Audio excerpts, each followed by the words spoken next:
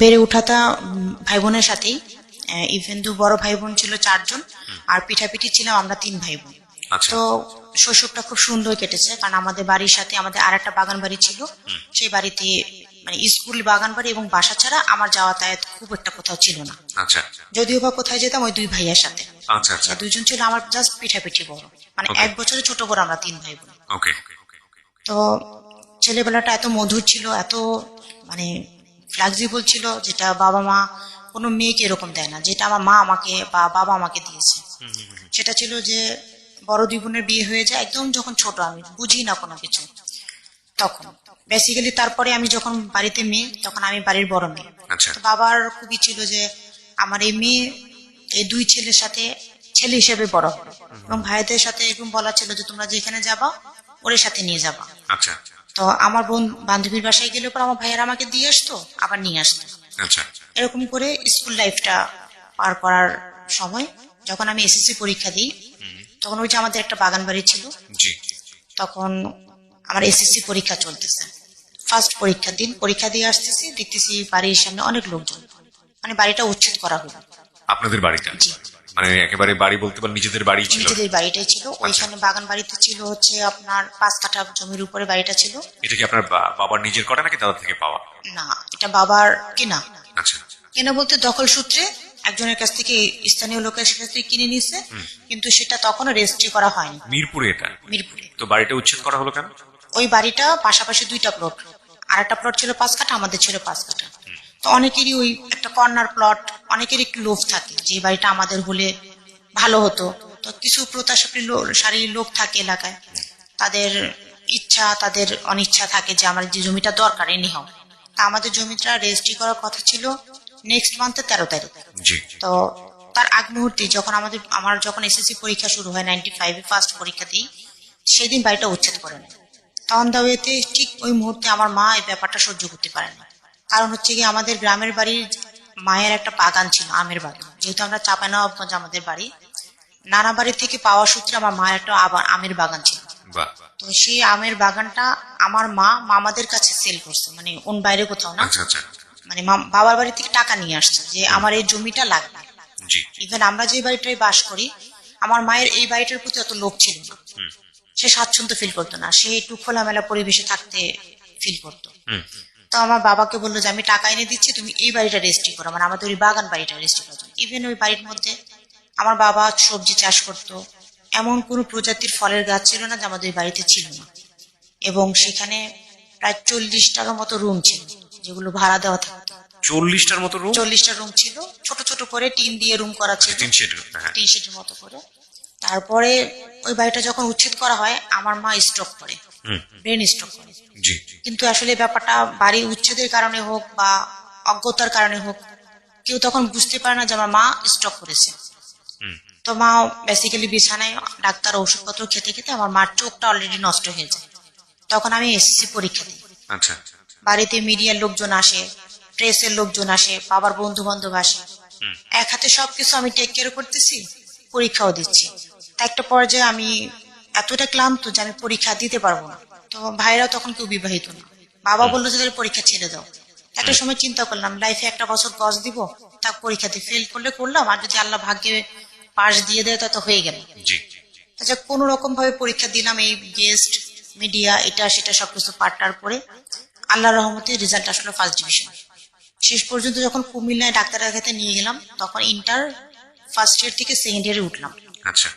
তখন আমার ভাইয়া, যে ভাই 2টা পিঠাপিঠি বড় ছিল, সেজু ভাইয়ের চাকরি হয়ে যায়। যখন আমার ইন্টারে উঠি, তখন আমার ভাইয়ের চাকরি হয়ে যায়।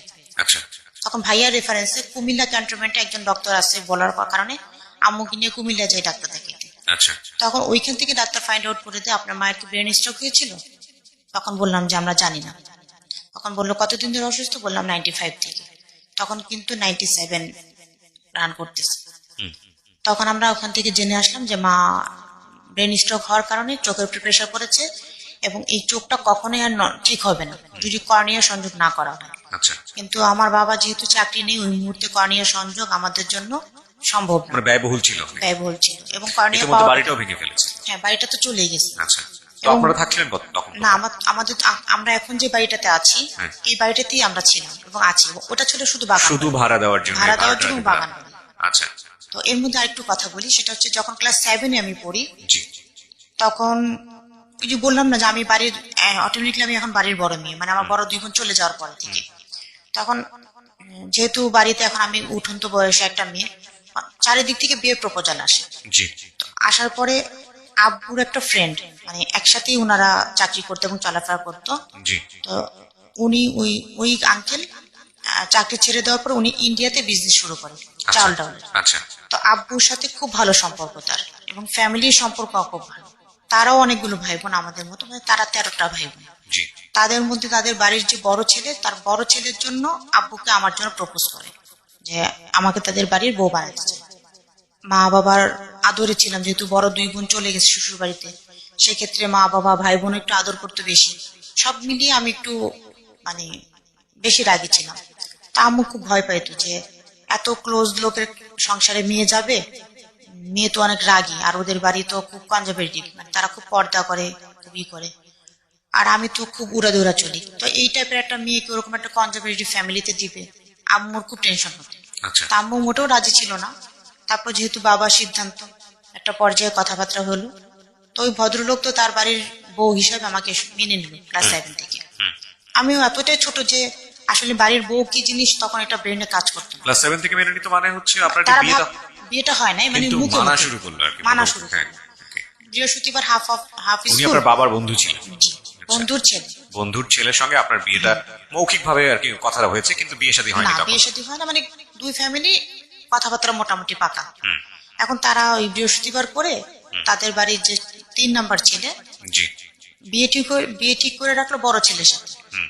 উনি দেশের বাইরে থাকতেন, ইতালিতে সেটেল ছিলেন। আচ্ছা। আমাকে যখন বললো তখন আমার খুব পছন্দ হলো না, কারণ ওনাদের ছেলেটা অনেক ফর্সা এবং খাটো। তা আমার ফর্সা এবং খাটো ছেলে কোনোটাই পছন্দ না। আচ্ছা। বিশেষ করে ফর্সা ছেলে তো পছন্দই ছিল না। কারণটা কি? কারণটা কি, মানে ছোট ছিলাম তো, এটা একটা লজিক ছেলে। লাগতো না? ভালো লাগতো না? ভালো লাগতো না? হ্যাঁ, ভালো আচ্ছা। লাগতো না আচ্ছা। যে ফর্সা আবার কোনো ছেলে হয় নাকি, মানে এরকম মনে হতো। ওকে। তো যাই হোক, এখন ওদের বাড়িতে আমাকে নিয়ে যেত, বৃহস্পতিবার এসে নিয়ে যেত, কখনো শুক্রবার বিকেলে দিয়ে যেত, কখনো বা শনিবার খুব ভোরে আমাকে বাসায় দিয়ে যেত স্কুল করার জন্য। তো বাসায় এসে স্কুল ড্রেস পরে ওই ছেলের বাবা, মানে ওই আঙ্কেল, উনি আমাকে সাথে নিয়ে আসতো। আমি স্কুল ড্রেস পরলে পরে উনি আমাকে স্কুলে পৌঁছায় দিয়ে দেন বাসায় যেত। আচ্ছা। উনি সবসময়, মানে যখনই ওনাদের বাসা না যেতাম, সপ্তাহে 6 দিনই উনি খুব ভোরে ফজরের নামাজ পড়ে হাঁটতে হাঁটতে, মানে আমাদের এলাকাটা ছিল মিরপুরের একটা অংশে, আর ওনাদেরটা ছিল আরেকটা অংশে। ওনাদেরটা ছিল মিরপুর ইব্রাহিমপুর। ওখান থেকে উনি প্রতিদিন সকালে চা খেতে আসতো আমার হাতে। আচ্ছা। তুমি 1 কাপ চা খাওয়াবো, মানে তোমার কাজে একটাই। তো প্রতিদিন সে আসতো, কখনো রিক্সায় আসতো, রিক্সা ভাড়া না দিয়ে সে আমার নাম ধরে ধরে চিৎকার পারতে পারতে বাসায় ঢুকতেছে। কে এটা? এটা হচ্ছে ওই ছেলের বাবা যার সাথে বিয়ে হবু ঠিক শ্বশুর, হয়ে গেল। মানে হবু শ্বশুর। হ্যাঁ। আচ্ছা, পরে একটা সময় ক্লাস 7, 8, 9, 10, যখন আমি 10-এ উঠলাম, 9-এ উঠলাম, তখন তাদের কথাবার্তা এরকম হলো যে মেয়েও তো বড় হয়ে গেছে, তাদের ছেলেও বাংলাদেশ আসতে চাচ্ছে, দেন আসলে পরে তারা বিয়ের কাজটা সম্পন্ন করবে। ইটালিতে থাকতে ছিল? এটাই থাকতো। ইন্ডিয়া থেকে যখন আমি ক্লাস 9 থেকে 10-এ আমি ইয়ার ফাইনাল পরীক্ষা দিয়ে উঠি, তারা সমস্ত বিয়ের কেনাকাটা, যেটা একটা মেয়েকে বউ সাজানোর যা যা লাগে, শুধু মানে গোল্ডের গহনাটা বাদ, এভরিথিং একটা লাকেজ ভরে তারা আমাদের বাড়িতে পাঠায় দেয়। আচ্ছা। এটা হচ্ছে আমার বিয়ের বাজার। আচ্ছা। একটা বড় লাকেজ ভরে তারা ইন্ডিয়া থেকে সমস্ত কেনাকাটা করে নিয়ে এসে তারা পৌঁছায়। এটা আপনার এসএসসি পরীক্ষার পরে? এটা ক্লাস 10-এ যখন উঠলাম, ক্লাস 10-এ যখন 9 উঠেছে। থেকে যখন 10-এ উঠলাম আচ্ছা। তখনকার ঘটনা। ওকে। ইভেন ক্লাস 7 থেকে তারা আমার লেখাপড়া খরচ সব চালায়। ওরে বাপ, মানে স্কুলে- এটা আগ্রহ করে তারা করেছে? হ্যাঁ, এবং তাদের ইচ্ছা ছিল, তাদের কুমিল্লার একটা স্কুল ছিল, মানে এই ভদ্রলোক আঙ্কেলের, মানে ছেলের বাবার। তখন উনাকে আমি মানে সবাই এরকম ভাবতো, উনি বলতো যে আমার এই মেয়ে হবে ওই স্কুলের হেড টিচার। ও আচ্ছা আচ্ছা, মানে ওই স্কুলের আপনাকে শিক্ষক বানাবে? হ্যাঁ, আচ্ছা। এটা ছিল ওনাদের একটা টার্গেট, যে তাদের বাড়ির বড় বউ স্কুলের হেড টিচার হবে। বা আমার বাবারও খুব স্বপ্ন ছিল যে আমি স্কুলের টিচার হব। আচ্ছা। আমার আগের যে 2 বোন, এক বোন ক্লাস 5 পর্যন্ত পড়ছে, আর একজন ক্লাস 8 পর্যন্ত, তারপরে বিয়ে হয়ে যায়। আচ্ছা। তো বেসিক্যালি আমার বাবার আমাকে নিয়ে খুব স্বপ্ন যে আমার বাড়ির মেয়েরা অন্তত শিক্ষিত হবে, এই মেয়েটাকে আমি যেভাবে হোক লেখাপড়া কমপ্লিট করাবো। তা আব্বুর একটা ইচ্ছা ছিল যে মেয়ে অন্তত ইন্টার পাস না করানো পর্যন্ত আমাকে বিয়ে দিবেন, আচ্ছা। এটা বাবার ছিল। তো তখন ওনাদের কথা হয়েছে ঠিক আছে অসুবিধা নেই, তাহলে ওনাদের ছেলেকে তাহলে কি করবে, তাহলে আরো কিছুদিন পরে আসতে বলবে। তখন ওনারা আবার কথায় আসে। বেসিক্যালি ম্যাট্রিক পরীক্ষা দিই, ম্যাট্রিক পরীক্ষার পরে তো মা অসুস্থ হলো। জি। মা অসুস্থ হওয়ার পরে এখন কলেজে ভর্তি হলো। আসলে কলেজে ভর্তি হওয়ার ঘটনা, এখন ওনাদের বাড়ি মানে যে ফ্যামিলিতে বিয়ে ঠিক ছিল তাদের খুব ইচ্ছা যে আমি গার্লস কলেজে পড়ি। জি। তারা খুব কনজারভেটিভ ফ্যামিলি। আর আমি তো ক্লাস 6 থেকে বড় ওড়না পরে স্কুলে যেতাম, এটা তাদের পছন্দ ছিল না। তাদের ইচ্ছা ছিল আমি বোরকা পরে নাক মুখ ঢেকে কলেজ করি। কিন্তু আমার বাবার কথা হচ্ছে পর্দা হচ্ছে নিজের কাছে। আর আমি খুব ছোটবেলা থেকে নামাজ পড়ি, আচ্ছা। ক্লাস 5-6 থেকে আমি আল্লাহর রহমতে 5 ওয়াক্ত নামাজ আদায় করি। আব্বুর কথা হচ্ছে বোরকা পরে পর্দা করতে হবে, আমার কোনো কথা নেই, পর্দা হচ্ছে নিজের কাছে। কিন্তু গার্লস কলেজে আব্বুর ইচ্ছা ছিল গার্লস কলেজে পড়ি, কিন্তু আমার কথা হচ্ছে যে না আমি গার্লস কলেজে পড়বো না। সারা জীবন স্কুল করে আসছি, কোনো ছেলেদের দেখা পাই নাই, দুষ্টুমি করতে পারি নাই, মজা করতে পারি নাই, এখন কম্বাইন কলেজে পড়বো। বাবার কথা হচ্ছে লেখাপড়া করার প্রয়োজন নেই। আমি বলছি তাকে লেখাপড়া করবো না, কলেজেই ভর্তি হবো, লেখাপড়া এখানে শেষ, বিয়ে দিবেন দিয়ে দিবেন। আচ্ছা। এই কথা বলার মানে পরে কি রাগ করে সিদ্ধান্ত নিলেন? হ্যাঁ, তখন ভর্তি প্রায় শেষের দিকে, যেহেতু টাকা পয়সার একটু প্রবলেম ছিল, ভর্তি করতে পারতেছিল না। আর কম্বাইন্ড কলেজে ভর্তি করতে গেলে একটু বেশি টাকা লাগবে, আর গার্লস কলেজ যেটা কাছাকাছি ছিল একটু কম পয়সার ভর্তি করা যেত। তারপরে আমি একটু সেফ থাকবো। বেসিক্যালি আমাদের 4 বোনের মধ্যে মানে যেটা কথা হচ্ছে যে আমাদের 4 বোনের মধ্যে আমি একটু সুন্দর বেশি, এটা আব্বুর মাথার মধ্যে জিনিসটা আবার অ্যাটাক করতো ওকে। যে কলেজে গেলে এই ছেলের সাথে প্রেম করবে, ওই ছেলে অফার দিবে, এই করবে সে করবে, একটা সময় মন ঘুরে যাবে। এগুলো ছিল আব্বুর টেন্ডেন্সি। এবং আব্বুর একটা কথা ছিল যে ছেলেদের কখনো মেয়ে ফ্রেন্ড হয় না, সেটা সম্পর্কে পরিণত হয়, ভালোবাসার সম্পর্কে চলে যায়। আর মেয়েদের কখনো ছেলে ফ্রেন্ড হয় না, ফ্রেন্ড যদি হয় মেয়েদের মেয়ে ফ্রেন্ড হবে, ছেলেদের ছেলে ফ্রেন্ড হবে। খুবই কমন কিছু কথা, এবং এই কথাগুলো আহ, আপনার বাবার না, বাংলাদেশের আমাদের যে সমাজ ব্যবস্থা সেখানে অনেক মানুষেরই এই কথা। তো বাবা তো ওই কথা বললো, ওই কারণে বাবা কলেজে ভর্তি করতে চাইলেন না, রাগ হয়ে বললাম। তখন প্রায় কলেজে ভর্তির সময়টা শেষের দিকে, আনরিকোয়েস্টেড যে ভর্তিগুলো করে সেগুলো চলছে। তো এই কথা বলার পরে বাবা খুব রাগ হলো। ওই ফার্স্ট বাবা আমাকে মারলো, এক চড় দিল। চড়ের কারণে আমার পুরো মানে এই সাইডে চোখ টোক পুরো ফুলে একদম পুরো লাল হয়ে গেল। বেসিক্যালি কান্নাকাটি, আমি ভর্তি হতে চাইনি এর জন্য মারছে, এটা সেটা অনেক কান্নাকাটি। আর ভাইয়াদের একটা রুম ছিল, ওই রুমের মধ্যে 2 ভাইয়া থাকতো, জি। এবং আমাদের মানে 24 ঘন্টার মধ্যে 18 ঘন্টা ভাইয়াদের সাথে আমার সময় কাটতো, শুধু ঘুমের সময়টুকু বাদে। আচ্ছা। ওইখানে পড়ালেখা, ওইখানে খাওয়া দাওয়া সবকিছুই আমাদের ওইখানে, ওই রুমটা অনেক বড় ছিল, 2 পাশে 2টা খাট বিছানো, মিডিলে হচ্ছে পড়ার টেবিল, ডাইনিং টেবিলের মতো বড় পড়ার টেবিল। জি। তো আমরা ওইখানে বসে খাওয়া দাওয়া করতাম। তো মারলো আব্বু আমাকে ওই রুমের মধ্যে বসে, ওখানে মায়ের, ওখানে শেষ। আব্বু তো মারটার দিয়ে বকা টকা দিয়ে চলে গেল, আমি তো রুমে দরজা লাগিয়ে দিলাম। 4 দিন আমার রুমে দরজা বন্ধ, 4 দিন বন্ধ, 4 দিন খাওয়া দাওয়া নেই, কথাবার্তা নেই, রুমের দরজা জানালা সব আটকানো। ও মাই গড, 4 দিন কেউ ট্রাই করেনি আপনাকে? হ্যাঁ, 4 দিনে আব্বু তো সন্দেহ আসলো কি খবর, মেয়ে খবর কি? তো বলছে রুমের দরজা আটকানো, জানালা আটকানো, কিছু করছে কিনা জিজ্ঞেস করলো। ভিতর থেকে কথা বলতেছে ভাইয়াদের সাথে, খুলবো না দরজা। ভাইয়ারা বলতেছে যে খোল, আমাদের সাথে কথা বল, কি হয়েছে দেখি। না কিছু হয়নি। তা আমি বলছি যে আমি তো মরে গেলে ভালো হতো। তো যাই হোক আব্বু মন খারাপ করলো, তা আব্বু সেদিন কিছু বলে নাই। আমাদের বাসার যে বুয়া, আম্মু সহসা ওই যে বললাম না বিছানাতে ঘুরতে পারে না, চোখে দেখতেছে না এখন, অসুস্থ।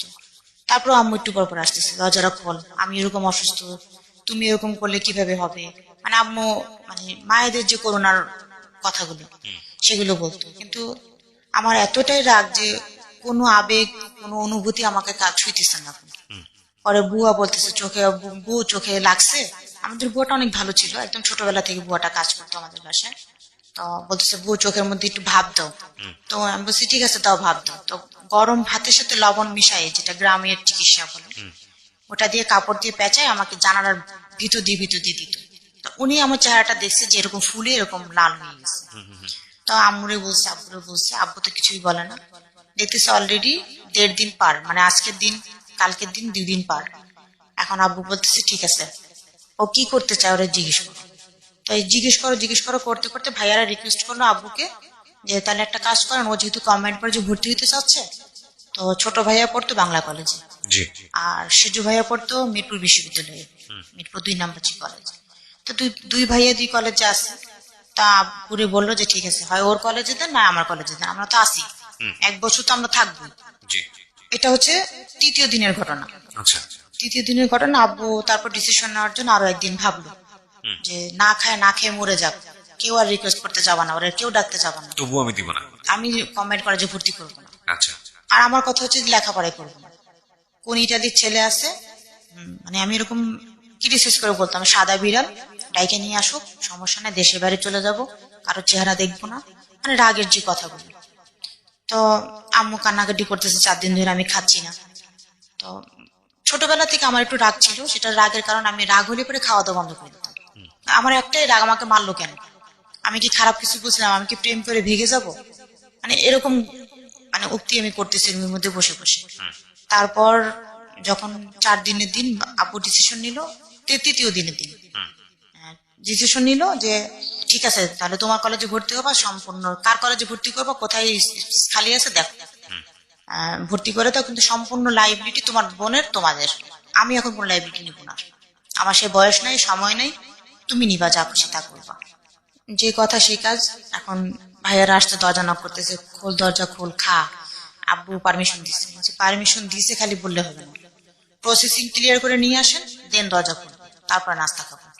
বেসিক্যালি পরের দিন সকালে, মানে 5ম দিন, 4th দিন তো এভাবে গেল। 4th দিন ভাইয়া ফর্ম টর্ম নিয়ে আসলো, বললো যে বাংলা কলেজে কোনো চান্স নাই, কোনো স্পেস খালি নাই, ভর্তি কমপ্লিট শেষ, এখন মিরপুর কলেজে ভর্তি হতে হবে, 13,000 টাকা লাগবে। এতগুলা টাকা কে দিবে? তা আমরা আবার দুষ্টমি করে বলতাম তোর বাপ দিবে, মানে আমার ভাইয়ারে বলতেছে তোর বাবা দিবে। তো যাই হোক, দিন ভর্তি হয়ে আসলাম। কোন কলেজে? মিরপুর বিশ্ববিদ্যালয়। মিরপুর বিশ্ববিদ্যালয় এখন এটা, ওটাকে তো ওই সময় কি তখন মিরপুর কলেজ ছিল। মিরপুর কলেজ ছিল। আচ্ছা। আচ্ছা, তারপরে ওখান থেকে পাশেই হসপিটাল, চক্ষু হাসপাতাল, ভর্তি হয়ে চোখ দেখায় পরে বাসায় আসলাম। পরবর্তীতে ক্লাস শুরু, নবীন বরণ অনুষ্ঠান অ্যাটেন্ড করলাম ভাইয়াদের সাথে। জি। ভাইয়ারা সবাইকে পরিচয় করে দিল, আমার বোন তোদেরও বোন, দেখে রাখবি। কলেজ চলতেছে, ভালোই লাগতেছে। 1 সপ্তাহ সিভিল ড্রেসে ক্লাস করলাম।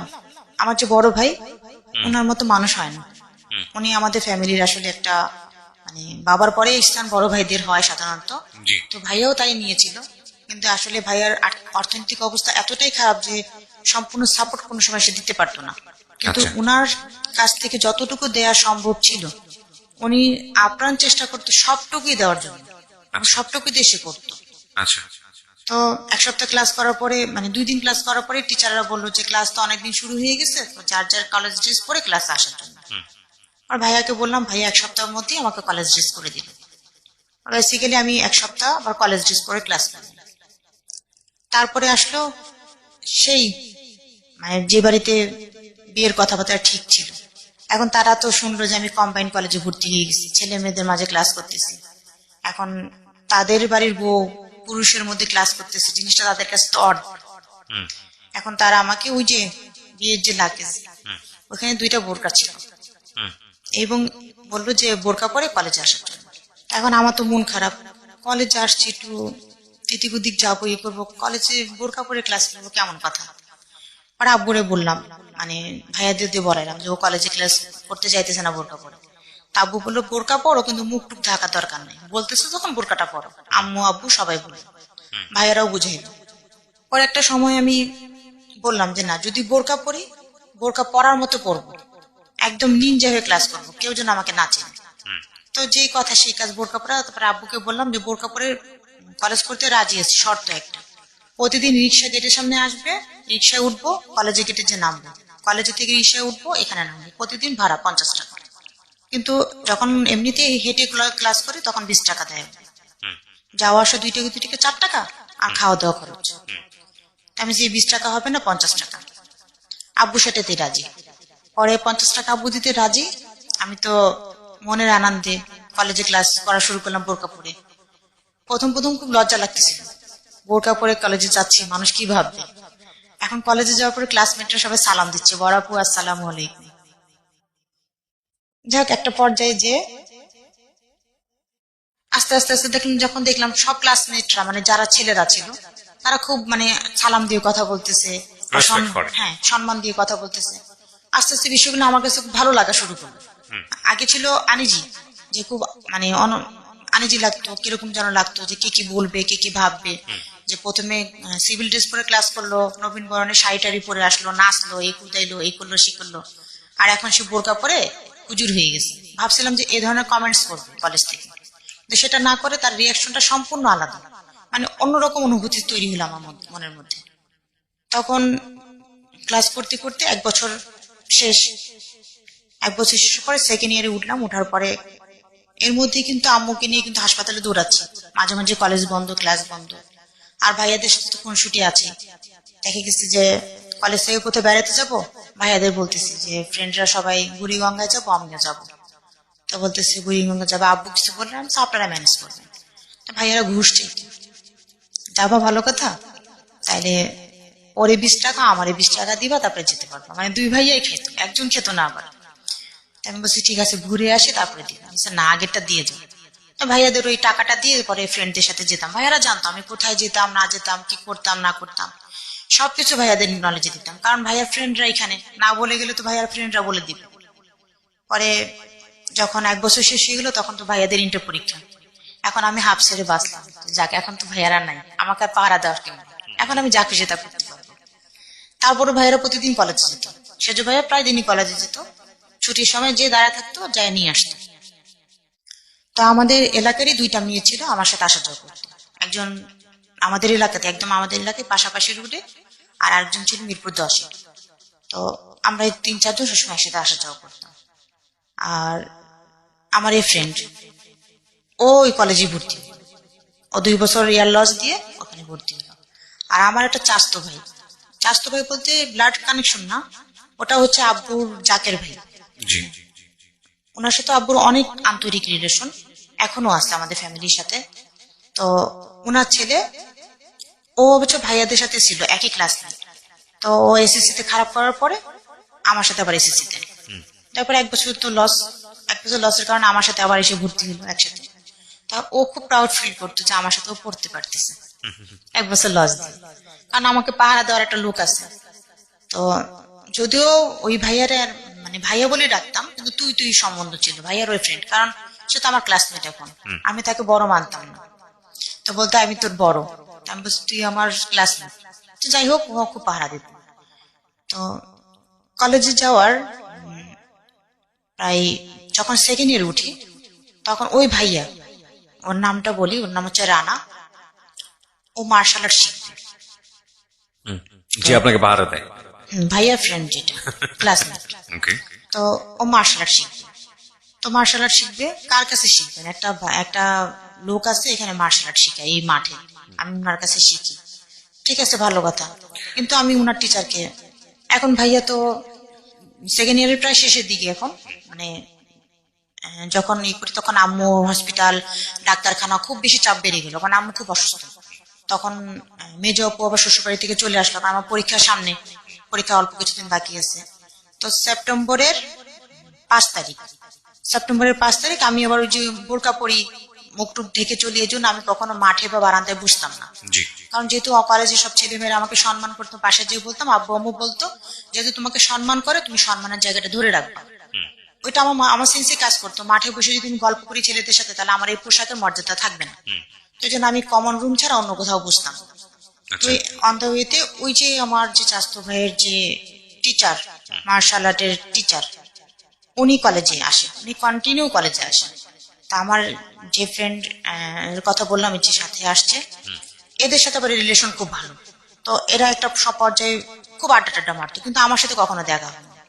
তো ওই আমি টিচারের কথাই বলি, মানে আমার চাস্তো ভাইয়ের যে টিচার মার্শাল আর্টের, তো উনি কলেজে আসা যাওয়া করতেছে, মেয়েদের সাথে র্যান্ডম আড্ডা টাড্ডা মারতেছে, আমার সাথে দেখা হয়। একদিন আমার এক ক্লাসমেটে জিজ্ঞেস করলো যে এই কলেজে আসছি, বরিশাল, নোয়াখালী, কুমিল্লার প্রচুর মেয়ে আছে, রাজশাহীর কোনো মেয়ে নাই? তখন বলছে আছে একটা মেয়ে, কিন্তু এই মেয়েটাকে দেখা যায় না। তারপর আমি দেখলো, ডাকলো, আমাকে পরিচয় করাই দিল, পরিচয় হলাম। তো আমি ছোটবেলা থেকে কাজল পরি, একদম স্কুল লাইফে থেকে কাজল পরি। তো কালো বোরকা, তো কাজল পরে গেছি, তখন সে আমার চোখ দুটো দেখে হয়তো বা তার ভালো লাগছে। মানে আপনার আমি একদম নিনজা কাট, একদম নিনজা কাট, মানে আমার চাচাতো ভাইয়ের টিচার, মার্শাল আর্টের টিচার। জি। উনি কলেজে যায় কি কারণে? উনি অন্য একটা কলেজে পড়তো, উনি এখানে আসতো শুধু আড্ডা মারতে। এই ফ্রেন্ডদের সাথে আড্ডা মারার জন্য আসতো। আচ্ছা, শুধু আড্ডা মারতো। তো তারপরে আপনার উপর কিউরিওসিটি হয়। হ্যাঁ, কিউরিওসিটি হয়, সে আমাকে দেখবে।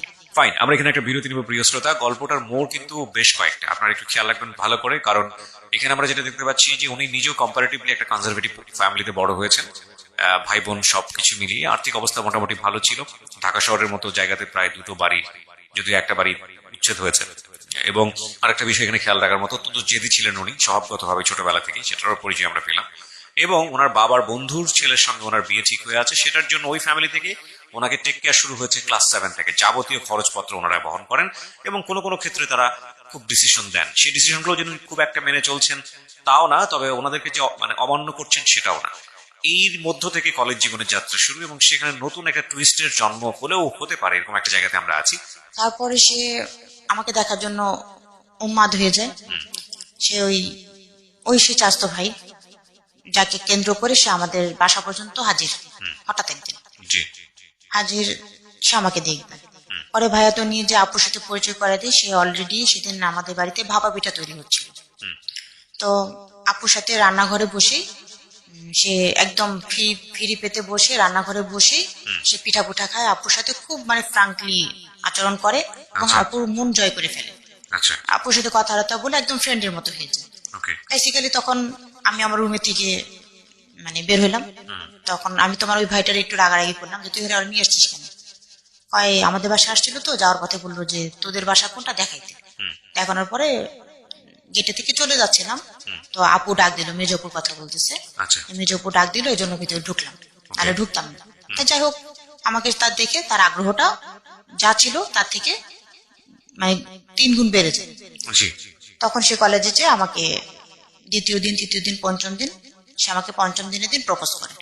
কি বলেন, মানে ডিরেক্টলি প্রপোজ যেটাকে বলে? হ্যাঁ, তা আপনার সেই কথাবার্তা না বলি প্রপোজ করে মানে ওই দিলেন? যে কথাবার্তা 4-5 দিন, কেমন আছো, ভালো আছি, এ পর্যন্তই। আচ্ছা, কিন্তু ফার্স্ট মানে আপনাকে দেখেওনি, না দেখেই প্রপোজ হ্যাঁ, করা? না, আমাকে আমার বাসায় দেখে আসলো এবং আমার চোখ দুটো দেখে তার ভালো লাগছে। ফার্স্ট দিন সে আমাকে বলছে যে তোমার চোখ দুটো অনেক সুন্দর।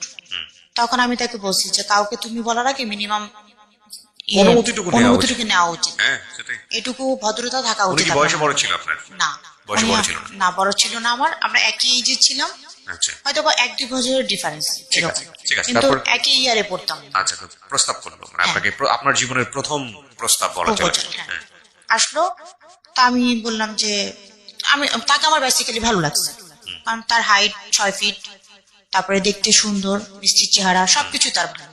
কিন্তু আমি তখনও জানতাম না যে সে আমার সাথে আমার ইয়ারেই পড়ে, কিন্তু সে অন্য কলেজে পড়তো। তখন তাকে জিজ্ঞেস করলাম যে আপনি কোথায় লেখাপড়া করেন।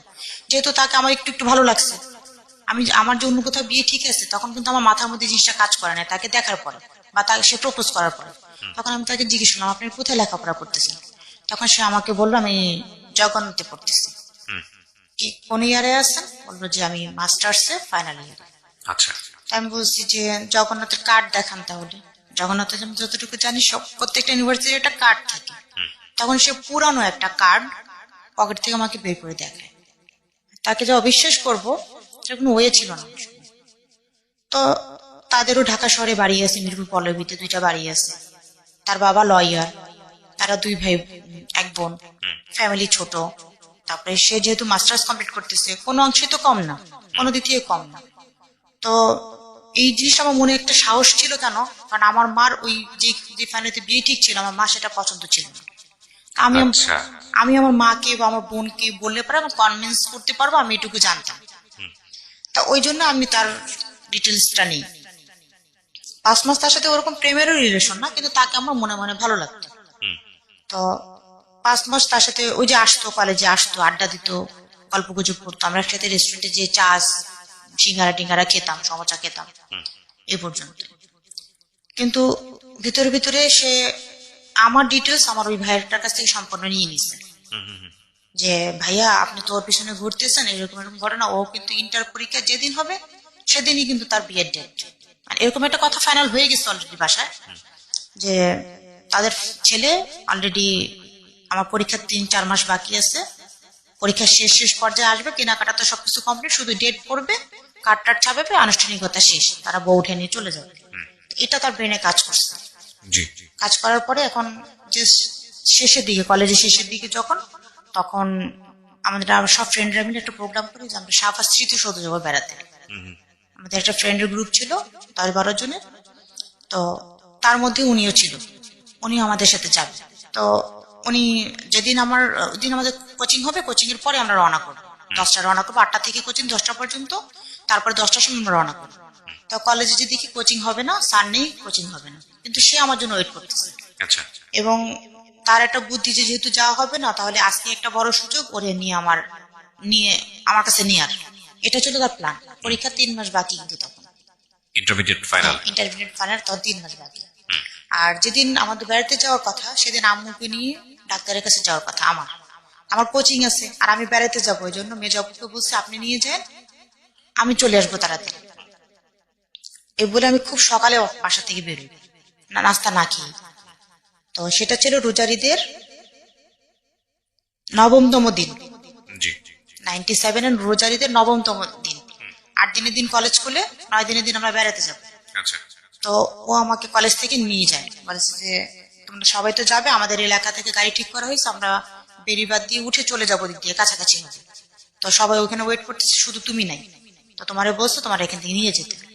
তা আমি তো তাকে বিশ্বাস করছি, কারণ এই 5 মাস তো তার সাথে আমি তার খারাপ কোনো কিছু দেখিনি। কিন্তু ওর যে ফ্রেন্ডরা, ওর এলাকার যে ছেলেরা, সবাই আমাকে নক করতো আচ্ছা যে ওর সাথে মিশিস না, ও ভালো না, কিন্তু আমি তার কোনো খারাপ কিছু দেখিনি। তো যাই হোক, একটা পর্যায়ে সে আমাকে নিয়ে যায়। তার একটা প্ল্যান ছিল যে যেহেতু যাওয়া হবে না, সে তো কলেজে আসবে, সে তো বেড়াতে যাবে, তাকে বললে সে বিশ্বাস করবে, সে আমার সাথে আসবে। তার একটা প্ল্যান ছিল এইগুলো নিয়ে, যে তার খালার বাসা, তার খালা একটা ভাড়া বাসায় থাকতো, একটা বিল্ডিং এর 4 তলায়, টপ ফ্লোর, বিল্ডিং ই 4 তলা, টপ ফ্লোর। এবং ওই এলাকায় বাড়িগুলো ছিল খুব ছাড়া, তখন মাত্র মাটি ভরাট করে ইস্টার্ন হাউজিং এর মতো জায়গায় মাত্র বাড়িগুলো উঠতেছে। তো একটা বাড়ির একদম শেষের দিকে, মানে এলাকার শেষের দিকে একটা বাড়ি, 4 তলার খালা থাকতো। তা আমাকে সেখানে নিয়ে উঠে আমাকে বললো তুমি এখানে বসো, আমি ওদের খবর দিই, ওরা কোথায় আছে খবর দিয়ে নিয়ে আসি। তো আমি ওখানে বসা, একা বাসায়, আমি আর কেউ নেই। সে আমাকে বাইরে দিয়ে তালা দিয়ে থুয়ে গেল। আমি বারান্দা দিয়ে আমি নিচে তাকে বলতেছি তালা দিয়েছেন কেন? তো বলতেছে যে তালাটা দিছি তোমার জন্য কোনো সমস্যা না হয় এই জন্য। অলরেডি সে কিন্তু চলে গেল, তখন বাজে 11টা যখন সে চলে যায়। তো 11টার সময় যখন সে চলে যায়, প্রায় 1 থেকে 1.5 ঘন্টা হয়ে যায় সে আসে না। তখন তার ফোনের যুগ নাই যে ফোনে যোগাযোগ করবো। আমি ওই বারান্দায় দাঁড়াতে ওয়েট করতেছি, আসতেছে না কেন। 12টা এখানে বেজে যায়, কখন সাভার যাব, কখন বেড়াবো, কখন আসবো, ওদিকে মা অসুস্থ, সব টেনশন একসাথে কাজ করতেছে। পরে আমি বাসা থেকে বেড়াতে যাবো, এর জন্য বাসা থেকে মানে ঈদের যে ড্রেসটা সেটাই পরে আমি বের হয়েছি। আর বেড়াতে যাবো এর জন্য টাকা পয়সা যতটুকু ছিল আমার কাছে সবগুলো আমি সাথে রাখছি। এখন সে দেখতেছি প্রায় 1-1.5 ঘন্টা পরে রিক্সায় করে, টুপি মাথায় দেওয়া, পাঞ্জাবি পরা, খাটো একটা লোক তাকে সাথে করে নিয়ে আসতেছে। পাঞ্জাবি পরা, টুপি পরা, হালকা পাতলা দাড়ি একটা লোককে সে নিয়ে আসতেছে। আপনাকে বাসায় তালাবদ্ধ করে? আমি তালা দেওয়া, বারান্দায় দাঁড়ানো। আচ্ছা। বারান্দা থেকে দেখতেছি। দেখার পরে আমার মনের মধ্যে একটু ভয় কাজ করছে। তখন উনি তো এসে তালা খুললে অবশ্যই গেট খুলবে, রুমের মধ্যে ঢুকবে। তখন ওই বাড়িটার সিস্টেমটা ছিল এরকম যে 2টা বেডরুমের থেকে একটা বারান্দা ইউজ করা যেত, 2টা রুমের থেকে বারান্দা যাওয়া যেত। আমি পরে ওই 2টা রুমের বারান্দার অপর সাইডে, যখন আমি যে সাইডে আছি, আমি সিটকানি আটকে দিচ্ছি যে বারান্দার জন্য কেউ না আসতে পারে। আর এতটা নীরব এলাকা যে একটা বাচ্চা কাচ্চা যে খেলতেছে সেটাও দেখা যায় না, যে আমি যে কাউকে ডাক দিব বা কিছু, মানে এমন নীরব এলাকা। কোনো বাচ্চা কাচ্চাও দেখা যায় না। দুপুর টাইম 12টা 12:30 বেজে গেছে। পরে উনি রুমের দরজা খুললো, মেন গেট খুলে রুমে ঢুকছে। ঢোকার পর বলতেছে বারান্দায় কেন? আমি বলছি আমরা কোথায় যাওয়ার কথা, আর আমি কোথায়? তা বলছে রুমে বারান্দা দরজা খুলে ভিতরে আসো বলতেছি। আমি সে না বলেন, জানালা দিয়ে তার সাথে কথা, রুমে জানালা দিয়ে বারান্দা দিয়ে বলেন। আমি তো তোমাকে আগেই প্রপোজ করছি, বলছি আমি তোমাকে ছাড়া বাঁচবো না। অনেকবার চিঠি লেখা লেখি, মানে সেও চিঠি লেখা, আমিও লিখি। তখন তার ফোন টোন নেই, মানে আপনি পছন্দ করতেন, মানে ভালো লাগতো তাকে। কিন্তু তাকে আমি বরাবরই বলছি যে যদি আপনি আমাকে পছন্দ করেন, আমার বন্ধুলা ভাই, আমার মা, সবাই আমার সাপোর্টে, শুধু বাবা ছাড়া ভাইরাও আমার সাপোর্টে। আমি যদি একবার তাদের বলি যে ওটা আমার পছন্দ না, তারা ওটা ক্যান্সেল করে ওখানে বিয়ের সাথে কিচ্ছুই নেই, জাস্ট মুখের কথা, ওটা অ্যাভয়েড করা যাবে। আপনি আপনার ফ্যামিলি থেকে প্রপোজাল দেন। আমি তো জানতাম না যে সে আমারই এইজের একটা ছেলে, তার ফ্যামিলি এই বিয়েটা মেনে নিবে না, এটা তো আমি জানতাম না। যেদিন আমাকে আটকাইলো, এই আটকানোর রোজারও 5-6 দিন আগে, মানে রমজান মাসের 9 দিনের দিন ঘটনা, যেদিন আমাকে আটকানো। আটকানোর আগের ঘটনা। হ্যাঁ, রমজান ঈদের 9 দিনের দিন সে আমাকে আটকাইছে। হ্যাঁ, আর রমজানেরও 7-8 দিন আগে তার মা দেশে বাইরে গেছে, আচ্ছা, সৌদি আরবে গেছে কাজ করার উদ্দেশ্যে। তার মা তাকে মানে ওয়াদা করে থুয়ে গেছে যে সে না আসা পর্যন্ত, তার মাকে সে আমার কথা বলছে যে একটা মেয়েকে আমার ভালো লাগছে, এই ঘটনা। তার মা ওয়াদা করা থুয়ে গেছে যে আমি না ফিরে আসা পর্যন্ত তুমি কিচ্ছু করবা না, আমি 3 বছর পরে আসবো, যা করার আমি তোমার সিদ্ধান্ত নিব, জি। এই 3 বছর তুমি কিচ্ছু করবা না, তাকে ওয়াদা করা থুয়ে গেছে। কিন্তু সে ওয়াদাটা সে রাখেনি। কি করলো আপনার বাসার ভিতরে, সে কি করেছে? এখন সে, আমি তো বারান্দায় বসা, সে কাজী, ওই ভদ্রলোক যে তিনি হচ্ছেন কাজী, তাকে ধরে নিয়ে আসছে বিয়ে পড়ানোর জন্য। তুমি ভিতরে আসো, তুমি বিয়েটা পড়ানো হোক, তোমার বাসায় তুমি চলে যাবো, আমি আমার বাসায় চলে যাবো। তার মানে বিষয়টা হচ্ছে এরকম যে আপনি, জাহিদ আর কাজী 3 জন ছাড়া ওই বাড়িতে কেউ ছিল না? কেউ ছিল না। পরে যখন 2টা বাজলো, তখন ওই খালা, যেই খালার বাসা উঠাইলো, সে খালার হাজবেন্ড মানে খালু আসলো, খালার ছোট বোন আসলো, খালার বাচ্চাটাকে নিয়ে আসলো, নিয়ে এসে বলছে কি সমস্যা। আমি বলতেছি এত আমাকে এখানে কেন আটকাছেন, কার বাসা, আমি সব ডিটেলস আমাকে বলছে, যেটা তার খালার বাসা, তার খালু আসছে, তার খালার ছোট বোন আসছে। তখন আমি বললাম যে আমাকে আটকায় কোনো লাভ নেই, আমাকে বাসায় যেতে দেন, আমার বাসায় প্রপোজ পাঠান। তার খালুকে বললাম আমার বাসায় প্রপোজ পাঠান, তারা আমাকে আপনাদের হাতেই তুলে দেবে, কিন্তু আমাকে এভাবে আমার বাবা মার মান সম্মান নষ্ট করে না, তাদেরকে বললাম। এখন তার কথা হচ্ছে যে ও যদি এখান থেকে এখন ফেরত যায়, জীবনে ওরা আমি পাবো না। এবং সে আমাকে হুমকিও দিল যে তুমি যদি এখন বিয়েতে রাজি না হও, তাহলে তোমার লাইফটা নষ্ট হয়ে যাবে, বরঞ্চ বিয়েটা করো, এটাই পজিটিভ, বিয়েটা করো, তুমি করে চলে যাও, তোমার বাবা মা আমার কাছ থেকে ছিন্ন করতে পারবে না। তাই আমি বলছি হ্যাঁ, আপনাকে আমি ভালোবাসি, আপনাকে আমি পছন্দ করি, সবকিছু ঠিক আছে, কিন্তু বাবার মার মুখ থেকে চুনকালির পড়ার কথা আছে, সেটা তো সমস্যা আছে, বা এরা এরকম অবস্থা। পরে বলতেছে যে আচ্ছা ঠিক আছে, তুমি বিয়েটা করো আগে, সর্বসাকল্যে সে বিয়েটা করবে। এরকম করে করে সন্ধ্যা 7টা, তার খালু খালাতো বোন সবাই ঘরে বসা। পরে আমি অনেক চিন্তা ভাবনা করে দেখলাম, পরে খালু আমাকে বুঝাইলো যে বিয়েটা হয়ে যাক না, তারপর তুমি চলে যাও। পরে আমি বললাম যে তাহলে বিয়ে হওয়ার পরে চলে যেতে দিবেন তো। আমার একটা রাগ ভিতরে কাজ করতেছে এখন, যে বিয়ে হয়ে আগে নেই, তারপরে হ্যাঁ, দেখবো।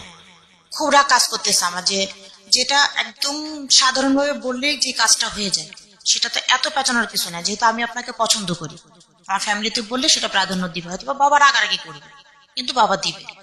এখানে একটা প্রবলেম ছিল, বাবা দিবে না এটা সে 110% ওভার শিওর ছিল যে আমার বাবা কখনোই তার হাতে তুলে দিবে না।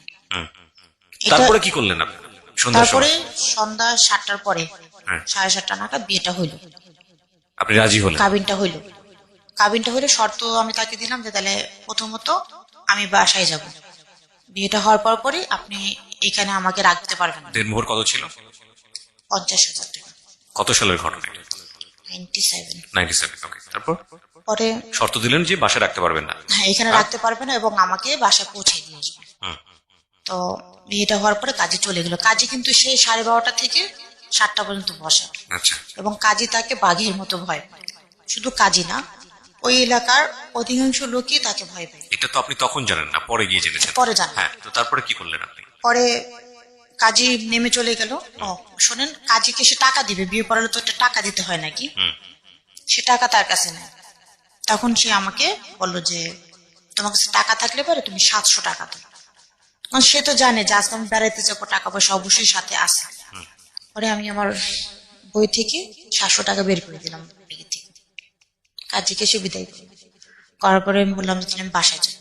তো বাসায় যাওয়ার আগে, বাসায় তুই যাবা, সারাদিন তুমি নাই, তাহলে একটা কাজ করো, আগে বাসায় ফোন দাও, বাসায় TNT ফোন, বাসায় ফোন দাও, ফোন দিয়ে বলো যে তুমি এখানে আসো, বেটার হয় তোমার যদি ভাইয়ারা নিয়ে যায় এটা ভালো হয়। এটা হচ্ছে তার একটা চালাকি। আমি তো অনেক বোকা, বুঝি নাই, আমার তো ভিতরে শুধু রাগটা কাজ করতেছে যে আমি এখান থেকে একটা কাগজ এটা ছিঁড়ে ফেলাই দিলে সম্পর্ক শেষ, তোর সাথে আমার আর কোনোদিন সম্পর্ক থাকবে না। আমার বাবা মা যেখানে ঠিক করছে ওইটাই রাইট, এটা কোনো রাইট রাস্তা না, মানে এটা আমার মনের মধ্যে অলরেডি কাজ করা শুরু হয়ে গেছে।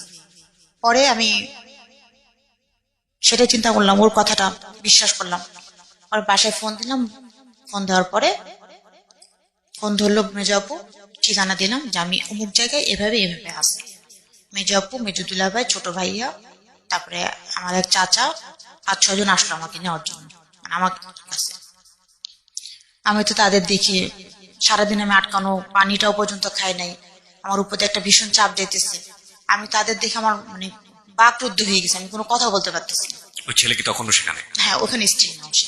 যেহেতু আমি সারাদিন নাই, সকাল থেকে ভাইয়ারা খোঁজাখুঁজি, কলেজে মানে গেছে, বন্ধু বান্ধবের বাসায় গেছে, কোথায় গেছে, আমি যে মানুষ আমি 2টার মধ্যে বাসায় যাই, কলেজ কোচিং সবকিছু শেষ করে 2টার মধ্যে বাসায় যাই, সেই মানুষ আমি রাত্র 8টা 9টা বেজে গেছে, আমি এখনো বাসায় ফিরি নাই। ভাইয়াদের তো মাথা নষ্ট হওয়ার মতো ব্যাপার। আর যেহেতু ফার্স্টে তো বলেছি যে আমার ভাইয়া যখন আমাকে কলেজে ভর্তি করলো লাইবিলিটি নিয়ে, আব্বু তো বলেই দিছে যে আমার যাই হোক আমার এই 2 ভাই আমার সাফারার করবে আমার এই বিষয়গুলো। তো ভাইয়াদের মাথার মধ্যে তো একটা টেনশন থাকবেই।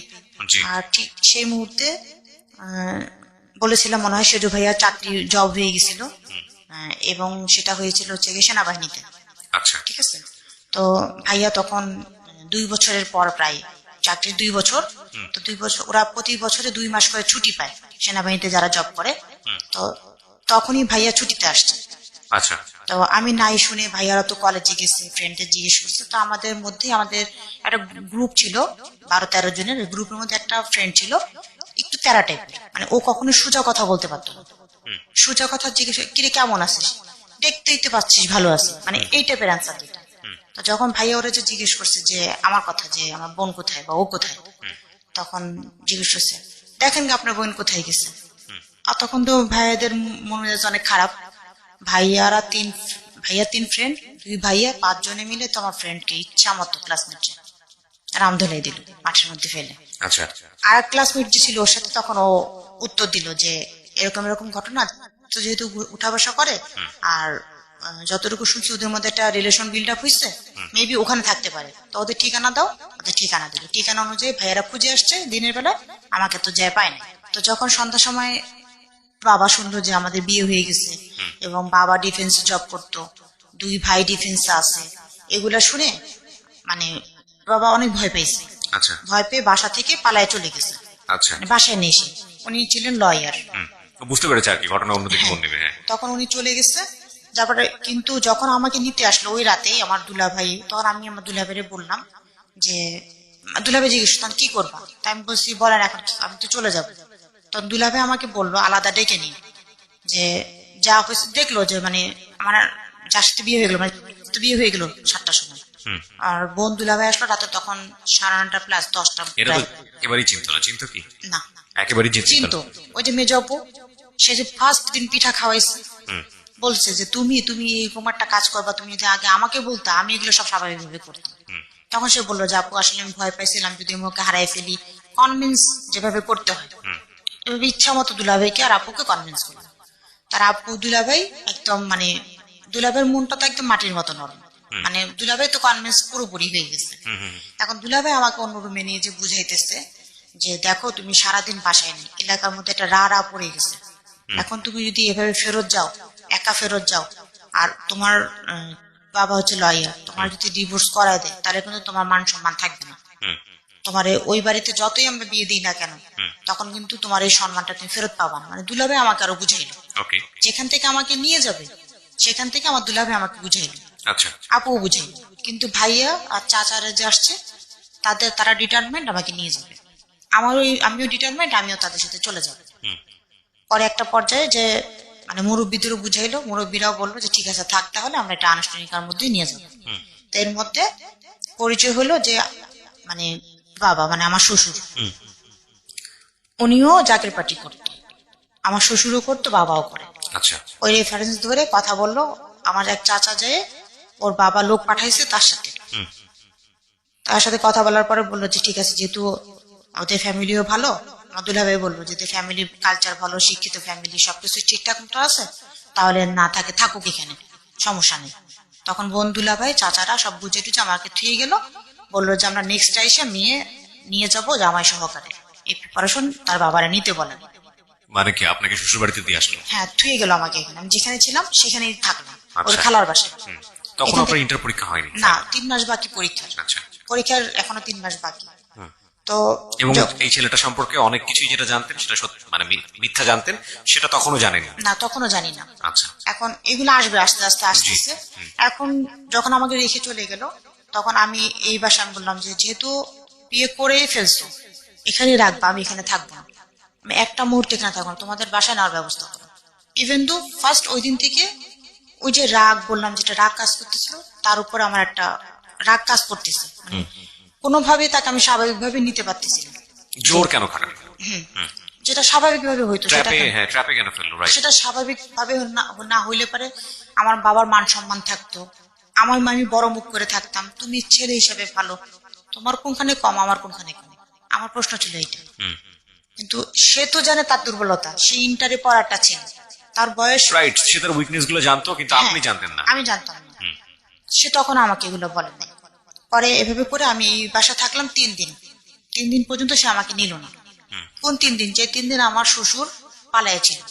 ও, তারপরে একজন মিডিয়া, মানে আমার শ্বশুরের ডান হাত, মানে আমাদের বাড়ির বাজার সদে থেকে শুরু করে সবকিছু ওই লোকটা কাজ করতো। আমরা তাকে কাকা বলে ডাকতাম। উনাকে দিয়ে সম্পূর্ণ মেসেজ নেওয়া হইতো যে আমরা কোন অবস্থায় আছি, আমাদের খাবার দাবার সবকিছু উনি এখানে সাপ্লাই করতেছে, যে কোনোভাবে যেন ওই মেয়েটার কষ্ট না হয় যে মেয়েটার উঠে নিয়ে আসছে। এটা ছিল আমার শ্বশুরের টেন্ডেন্সি। পরে 3 দিন পরে সে পারমিশন দিল যে বউটারে উঠে নিয়ে আসো বাসায়, আর ও যেন বাড়িতে এসে মানে না ঘেসে।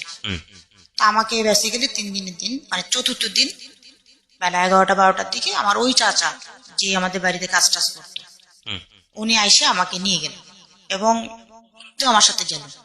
কিন্তু আমি ঢুকলাম সামনের গেট দিয়ে, উনি ঢুকলো পিছনের গেট দিয়ে। আমাদের বাড়ির 2টা গেট ছিল। আচ্ছা। পিছন সাইডের গেট দিয়ে ঢুকলো। পিছন সাইড দিয়ে গেট দিয়ে ঢুকে ডাইনিং এর ওই পাশে সে দাঁড়ায় আছে তার বাবা কি বলে শোনার জন্য।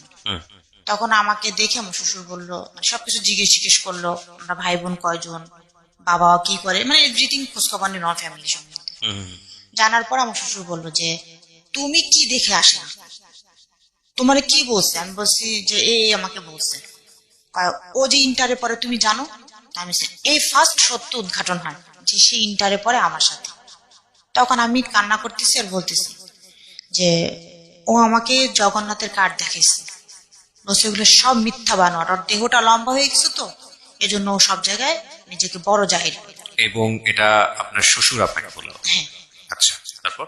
এবং সে বলল যে যতদিন পর্যন্ত, মানে উনি আমাকে আশ্বস্ত করলো যে বাবা যতদিন পর্যন্ত বেঁচে আছি, আব্বা যতদিন বেঁচে আছি, তোমার এখানে চুল পরিমাণ যদি কষ্ট হয় তুমি আমাকে বলবা। তারপরে ইভেন তো তখন সে আমাকে দুপুরে নিজেই রান্না করে খাওয়ালো ওই দিন দুপুরে। তারপরে সে চুরি করে 4টা-5টার দিকে বাসার পিছনে গিয়ে ঢুকে তার খালা, ওই যে খালার বাসায় ছিল, ওই খালা এই বাসায় ছিল, উনি এরকম চুরি করে করে আসে, খাইয়ে দিয়ে আসে চলে যায়, সে খালার বাসায় থাকে। 1 সপ্তাহ আমি এভাবে থাকলাম এখানে। আচ্ছা। 1 সপ্তাহ পরে স্বাভাবিক হলো বিষয়টা। আমি আমার শ্বশুরকে আশ্বস্ত করলাম যে আব্বা আপনার আর লুকায় থাকা দরকার নেই, আমাদের ফ্যামিলি থেকে আর যাই করুক, মানে আমি যে বাসায় নাই আমাকে যে উঠে নিয়ে আসছি এরকম কোনো মামলা হবে না। মানে উনি ভয় পাচ্ছিল যে মামলা না করে দেয়। মামলা না করে দেয়। তো আমি খালি ভাইয়াদের একটা কথা বলছি, আমার আব্বুর সাথে তো আমরা ওরকম কথা বলতে পারতাম না, ভয় পেতাম। একটাই তো কথা খালি বলছি যে যা হবার হয়ে গেছে, যেহেতু রেখে গেছেন এখানে, কপালে যা আছে তাই হবে, আর কোনো মামলা মোকদ্দমা আমাদের চাইনি। তখন হচ্ছে কি তার ছেলেকে বাসার আসার পারমিশন দিল। আচ্ছা। আবার কিন্তু আপনি তো জানলেন ছেলেটাকে মাত্র আপনার ক্লাসেই পড়ে, ইন্টারে পড়ে। এখন তো ওই যে আমি চলে আসছি 1 সপ্তাহ তার সাথে আমি থাকতেছি, এখন আমি ব্যাপারটা আমার ফ্যামিলিতে আমি ডিসকাস করতে পারতেছি না। শুধুমাত্র আমার একটা ক্লোজ ফ্রেন্ড ছিল, মানে একদম স্কুল লাইফের বান্ধবী, ওর সাথে ব্যাপারটা ডিসকাস করলাম এখন কি করব। তখন বললো যে দেখ কি হয়, যেহেতু আসিস এখন ফেরত আসাটাও সম্ভব না, আর আমি যে বাসায় নেই এখন একটু প্রিভিয়াসে যাই, সেটা হচ্ছে গিয়া যাদের বাড়িতে বিয়ে ঠিক ছিল ওই ভদ্রলোক বলছিলাম প্রতিদিন সকালে কিন্তু সে 1 কাপ লাল চা খাওয়ার জন্য আমার বাসায় আসতো ফজরের নামাজ পড়তে। আহা, ওই ইটালিয়ান ভদ্রলোক, ইটালিয়ানের বাবাটা সে কিন্তু প্রতিদিন সকালে এবং ওইভাবেই ক্লাস আসতো। 7 থেকে আপনাকে আপনাদের যাবতীয় খরচ সে বহন আমার করে। সে যাবতীয় খরচ সে বহন করে। সে প্রতিদিন সকালে আসে চা। আচ্ছা, এখানে আপনার এই প্রশ্নটা আমার এখনই করা উচিত, কারণ আমি জানি আমি শেষে গিয়ে অনেক প্রশ্ন আমার জমা হচ্ছে, আমি করবো সেগুলো। আচ্ছা, আপনাকে যেটা আমার মনে হয়েছে যে আপনি ভয়ঙ্কর রকম, এখন পর্যন্ত গল্প শোনার পর যেটা মনে হচ্ছে ভয়ঙ্কর রকমের একরোখা ছিলেন, জেদি ছিলেন, যে আপনি যে সিদ্ধান্ত নিচ্ছেন সেটাতে নড়চড় হলে কোনো প্রকার কোনো কম্প্রোমাইজ নাই, কারণ আপনার ভিতরে তো এই সিম্প্যাথিটা কাজ করার কথা। ক্লাস 7 থেকে একটা বাচ্চাকে তারা পেট্রোনাইজ করতেছে, লেখাপড়ায় যাবতীয় ভরণ পোষণ তারা দিচ্ছে, বাড়িতে আসতেছে, এবং মাইন্ডসেট আপনার রেডি হয়ে যাওয়ার কথা। তো না, সেখানে মাইন্ড সেটআপটা হয়নি। কারণ আমি বলি, সেটা হচ্ছে ওই যে বললাম ফার্স্ট, যে আমার মানে ফর্সা ছেলে, খাটো ছেলে আমার পছন্দ না। দেখেছিলেন আপনি ছেলেটাকে? না, ছবি দেখছি, এবং তারা ভাই বোনরা সব ওই টাইপের। তো তখন বলছে যে মানে ওই লোকটা ছিল, নাম ছিল রহিম, ঠিক আছে, মানে যার সাথে বিয়ে ঠিক ছিল। তো এরকম বলতো যে আমার সাথে, আমার মানে ওনার সাথে আমাকে খুব মানাবে, কিন্তু বরাবরই আমার ওনাকে কেন যেন ভালো লাগতো না। আচ্ছা, ঠিক আছে, চলুন। আপনি যেখানটায় ছিলেন, যে যখন আমি, এক কাপ চা খেতে হ্যাঁ, আসতো। যখন 5 দিন 6 দিন চলে আসছে, তখন আম্মু বললো যে ও তোর খালার বাসায় গেছে, এখান থেকে পরীক্ষা টরীক্ষা দেওয়াটা অনেক কষ্টকর, মানে তখনও বলতে পারছেন না আসলে কি এখন বলবেন। বলার কোনো রাস্তা নেই। তো বলতেছে পরীক্ষাটা ও ওইখান থেকেই দিবে। তো এখন আসা বন্ধ। এখন উনি সকালে, বিকালে, দুপুরে 3 বেলা ফোন দেয়, বাসায় ফোন দেয়, খোঁজ খবর নেই। হ্যাঁ, যে আমি আসছি কিনা। আহা, তা এখন ওনার ফোনটা দেখলে ভাইয়ারা মানে সবাই অ্যাভয়েড করে, যে ওনার ফোনটা এখন কেউ ধরতে চায় না। পরীক্ষার সময় আগে আসতেছে, আমাকেও 21 দিনের মধ্যে, আমি তো ওই বাসায় গেলাম, তো 21 দিনের দিন কথাবার্তা হয়ে 21 দিনের দিন হলো যে দুই ফ্যামিলি আন্ডারস্ট্যান্ডের মাধ্যমে আমাকে নিয়ে আসবে। আমার ভাই বোনরা গেল, মামারা গেল, আপনার হাজবেন্ডের বাসায়? হ্যাঁ, তারপরে মানে আত্মীয় স্বজন যে কজন লাগে, 21 জন, আমার বান্ধবীরা সবাই মিলে টিলে 21 জন গেল। 21 জন যে মানে ছোটখাটো ঘরোয়া পরিবেশ, একটা আনুষ্ঠানিকতা যারে বলে, আমার শ্বশুর বাড়ি থেকে আমাকে আমার বাবার বাড়িতে নিয়ে গেল। কিন্তু তার মা ওই যে ফোনে বলে দিছে যে ছেলে যেন ওই বাড়িতে না যায়। আমার তখনও তিনি সৌদি আরবে? হ্যাঁ, আচ্ছা। ওখান থেকে কথা বলছে যে ছেলে যেন না যায়। তার আমার শ্বশুরের কথা হচ্ছে যে তোমার ছেলে বিয়ে করতে পারছে, বউ নিয়ে থাকতে পারতেছে, আর শ্বশুর বাড়িতে যাইতে পারবে না, এটা তো কোনো লজিকের মধ্যে পড়ে না। মেয়েটার লাইফ নেই, মেয়েটা 21 দিন ধরে এখানে আটকানো রয়েছে, মেয়েকে একা একা ড্যাং ড্যাং করতে করতে যাবে, তার বাবা মা সম্মান নেই। আমার শ্বশুর আমাদের এখান থেকে খাওয়া দাওয়া করে কমপ্লিট হইতে হইতে রাত্রে 1টা বেজে গেছে। আমার ছোট ভাইয়া অনেক কান্না করছে আমার বিয়ের পরে, যে এরকম একটা বিয়ে হবে আমরা এটা কখনো একটু কল্পনা করতে পারিনি। যাই হোক, আসার পর আমি 2 দিন ছিলাম, 2 দিনের পরে আবার শ্বশুর বাড়িতে ব্যাক করলাম। তারপরে পরীক্ষার সময় আসলো, আব্বু প্রস্তাব দিল যে ওই বাড়িতে থাকলে পরীক্ষা দেওয়া হবে না, ওরে পরীক্ষা দেওয়ার জন্য আমার বাবার বাড়িতে আসার জন্য। আমার আব্বুর মেন্টাল মাথার মধ্যে একটা কাজ করতো, সেটা হচ্ছে আমার বাবা কখনোই চাইতো না যে আমি ওই ফ্যামিলিতে সংসার করবো। বিয়ে হয়েছে ভালো কথা, মানুষের বিয়ে হয়, ডিভোর্স হয়ে যায়, তোমার কিছুই হয়নি, তুমি ব্যাক করো। তা আব্বু আমাকে পরীক্ষার সময় নিয়ে আসলো, যে আব্বুর চিন্তা ভাবনা ছিল যে পরীক্ষার মধ্যে থাকতে থাকতে তাদের ডিভোর্সের কাগজ রেডি করে পাঠিয়ে দিবে, এরকম একটা চিন্তা ভাবনা ছিল। এটা আমার শ্বশুর তো লয়ার, আমার শ্বশুর যখন আমার বাবার সাথে কথা বলতো, কথা বলে মজা পাইতো না, আমার শ্বশুর জিনিসটা কেস করে ফেলছে যে এরকম কিছু ঘটতে পারে। তখন আমার শ্বশুর বললো যে আমার বাসাটা খালি খালি লাগতেছে, আমার মারে দিয়ে পাঠান, এখান থেকে পরীক্ষা দিবেন। 4টা পরীক্ষা শেষ হওয়ার পরে আমাকে আবার ওই বাড়িতে ব্যাক করে নিয়ে গেল। নিয়ে যাওয়ার পর আমি ওখান থেকে বাকি পরীক্ষাগুলো দিলাম। এর মধ্যে ওর মা ব্যাক করছে বাংলাদেশে, এই প্রথম পরীক্ষার মাঝখানে, শাশুড়িকে দেখতেছেন? হ্যাঁ। তা এখন যখন পরীক্ষার ফার্স্টে যখন আসলো উনি, মানে পরীক্ষা শুরু হওয়ার আগেই কিন্তু উনি আসছে, আমি চলে যাওয়ার পর বাবার বাড়িতে চলে আসলাম, তারপর পরে উনি আসছে। মানে আমার শাশুড়ি যে বাংলাদেশে ল্যান্ড করছে, বাসায় আসছে, এগুলো আমি কিছুই জানি না। ইভেন তো এই 3 দিন পর্যন্ত সে আমাকে ফোন দেয় না। আচ্ছা। তখন আমার ব্রেন একটু কাজ করলো যে আমার পরীক্ষার সামনে সে ফোন করতেছে না, আমি ফোন করলে পরে সে বলতেছে যে ফোনে নাই, দূরে গেছে। পরে পাশের দোকানে ফোন করে খবর নেই, তখন সে পাশের দোকানে ফোন করে খবর নিলে পরে সে আমার সাথে কথা বলে। তা বলতেছে ঠিক আছে তুমি তাহলে কালকে কলেজে আসো, আমার সাথে দেখা করবে। আমি বললাম কলেজে কেন বসা থাকতে, কথা আছে তুমি কলেজে আসো। পরে কলেজে আসলাম, তার সাথে কথা হইলো, সে আমাকে তার মা চকলেট নিয়ে আসছে, কি কি নিয়ে আসছে এগুলো সব দিল। আমি যে এগুলো যখন দিছো ভালো কথা, আমি তো এগুলো খাবো তখন যখন আমি আমার শাশুড়িকে চোখে দেখবো, তখন আমি এগুলো তো এখন খাবো না। তা আমি তখনই ওই যে কলেজ থেকে আমি বললাম যে তোমাদের বাসায় যাবো, পরীক্ষার আগেই ওদের বাসায় গেলাম। ওর মা অসুস্থ, বিছানায় শোয়া, সালাম করলাম যে কোনো উত্তর নেই, কোনো কথাও নেই। আচ্ছা। আমি তাকে জড়ায় ধরে বললাম যে ভুল যদি করে থাকি মা, আপনার ছেলে আমি দুজনেই করেছি, একা শাস্তি আমি পেতে চাই না, যদি শাস্তি দুজনেরই পাওনা থাকে দুজনেই পাবো, আদারওয়াইজ দুজনকে মেনে নেবেন। তাকে মেনে নিচ্ছেন, আমাকেও মেনে নেবেন। তা একটা পর্যায়ে এসে আমার সাথে কথা বললো যে ঠিক আছে ওকে। তারপরে কথাটা তো বলে দুপুরে খাওয়া দাওয়া করাইলো, খাওয়া দাওয়া করলাম। পরে বিকেলে সে আমাকে আবার আমাদের বাড়িতে নিয়ে গেল। তো বললো যে যাও তাহলে বড়ি যায় নামাই দিয়ে আসো। তা নামাই দিয়ে আসলো। তো সেদিন সে আমাদের বাড়িতে থাকলো, জাহিদ আমাদের বাড়িতে থাকলো। থাকার পরে যাক 2 দিন পরে পরীক্ষা শুরু হলো, সে পরীক্ষা সেই নিয়ে যাওয়ার সাহস সেই করলো। প্রথম 4টা পরীক্ষার পর আমার শ্বশুর যখন বুঝতে পারলো যে আমার বাবার চিন্তা ভাবনা অন্যরকম, তখন আমার শ্বশুর আমাকে বাসায় ডেকে নিল, তার ছেলেতে আবার নেওয়া হলো। আচ্ছা। আবার যখন চলে আসি তখন ওদিকে বাবার যন্ত্রণা, এদিকে শাশুড়ির যন্ত্রণা। শাশুড়ির বাসায় আসলাম পরীক্ষা দিতে, দেখি শাশুড়ি আমাকে দিয়ে রান্না করায়। সকালে 10টায় পরীক্ষা, অবশ্যই আমাকে 8:30 9টার মধ্যে বাসা থেকে বেরোতে হবে। আমার এদিকে 9টা বেজে যায়, 9:15 বেজে যায়, আমি কাজ করতেছি, না পড়ার সময় পাচ্ছি, না আমি কলেজে টাইম মতো যেতে পারতেছি। আচ্ছা, এটা করে করে আমি পরীক্ষা দিই। ভাগ্যক্রমে পরীক্ষার রেজাল্ট খারাপ হয়। ওকে। পরীক্ষার রেজাল্ট খারাপ, কান্নাকাটি, মন খারাপ। সবাই বুঝাইলো যে তোমার তো রেজাল্ট ভালো ছিল, শুধু না তুমি ইংলিশ 2টা খারাপ করছো, প্রয়োজন বোধ হয় নেক্সট ইয়ার আবার দিবা, কান্নাকাটি করার কিছু নেই। তো বাবা অনেক রাগারাগি করছে যে তুমি যদি আজকে এই কাজটা না ঘটাইতা তোমার লাইফটা আজকে 1 বছর নষ্ট হতো। তদ্দিনই কি হলো, ওই ফ্যামিলি কি জানতে পারলো যে আপনার বিয়ে হয়ে গেছে, যে ফ্যামিলি আপনার ওইটা তো হাইড করে চলে গেলাম মাঝখান দিয়ে। পরীক্ষা যখন শেষ, এখন তো তাদের ছেলে অলরেডি তখন বাংলাদেশে ল্যান্ড করে ফেলছে। রাইট। এখন উনি তো তাড়াহুড়া শুরু করছে, পরীক্ষা শেষ মানে পরীক্ষা একটা বাকি আর প্র্যাকটিক্যাল বাকি। এটা কি আপনার হাজবেন্ড জানতো এই ছেলের ব্যাপারে? হ্যাঁ, জানতো, আচ্ছা। সবকিছু জানতো। আচ্ছা। তো একটা পরীক্ষা এবং প্র্যাকটিক্যাল বাকি, তখন ওই ভদ্রলোক আমাদের বাড়িতে আসবে ডেট ফিক্সড করার জন্য, কার্ড ছাপাবে। তো যখন আসলো তখন আমার আম্মু আমাদেরকে খবর দিল যে তোমরা আসো। কেন? তো ওই ভদ্রলোক, ওনাদের তো হাজি পরিবার ছিল, তো নাম ধরেই বললো যে অমুক হাজি আসতেছে, পরীক্ষা শেষ, তুমি আসো, ওনার সাথে এখন সত্যটা প্রকাশ করা উচিত, এবং তোমরা দুজনেই এখানে অ্যাটেন্ড থাকবা। এটা আমার মার কথা। আমার বাবা অ্যাটেন্ড নাই বাসায়, কারণ আমার বাবা এই লজ্জার মুখোমুখি হতে চান।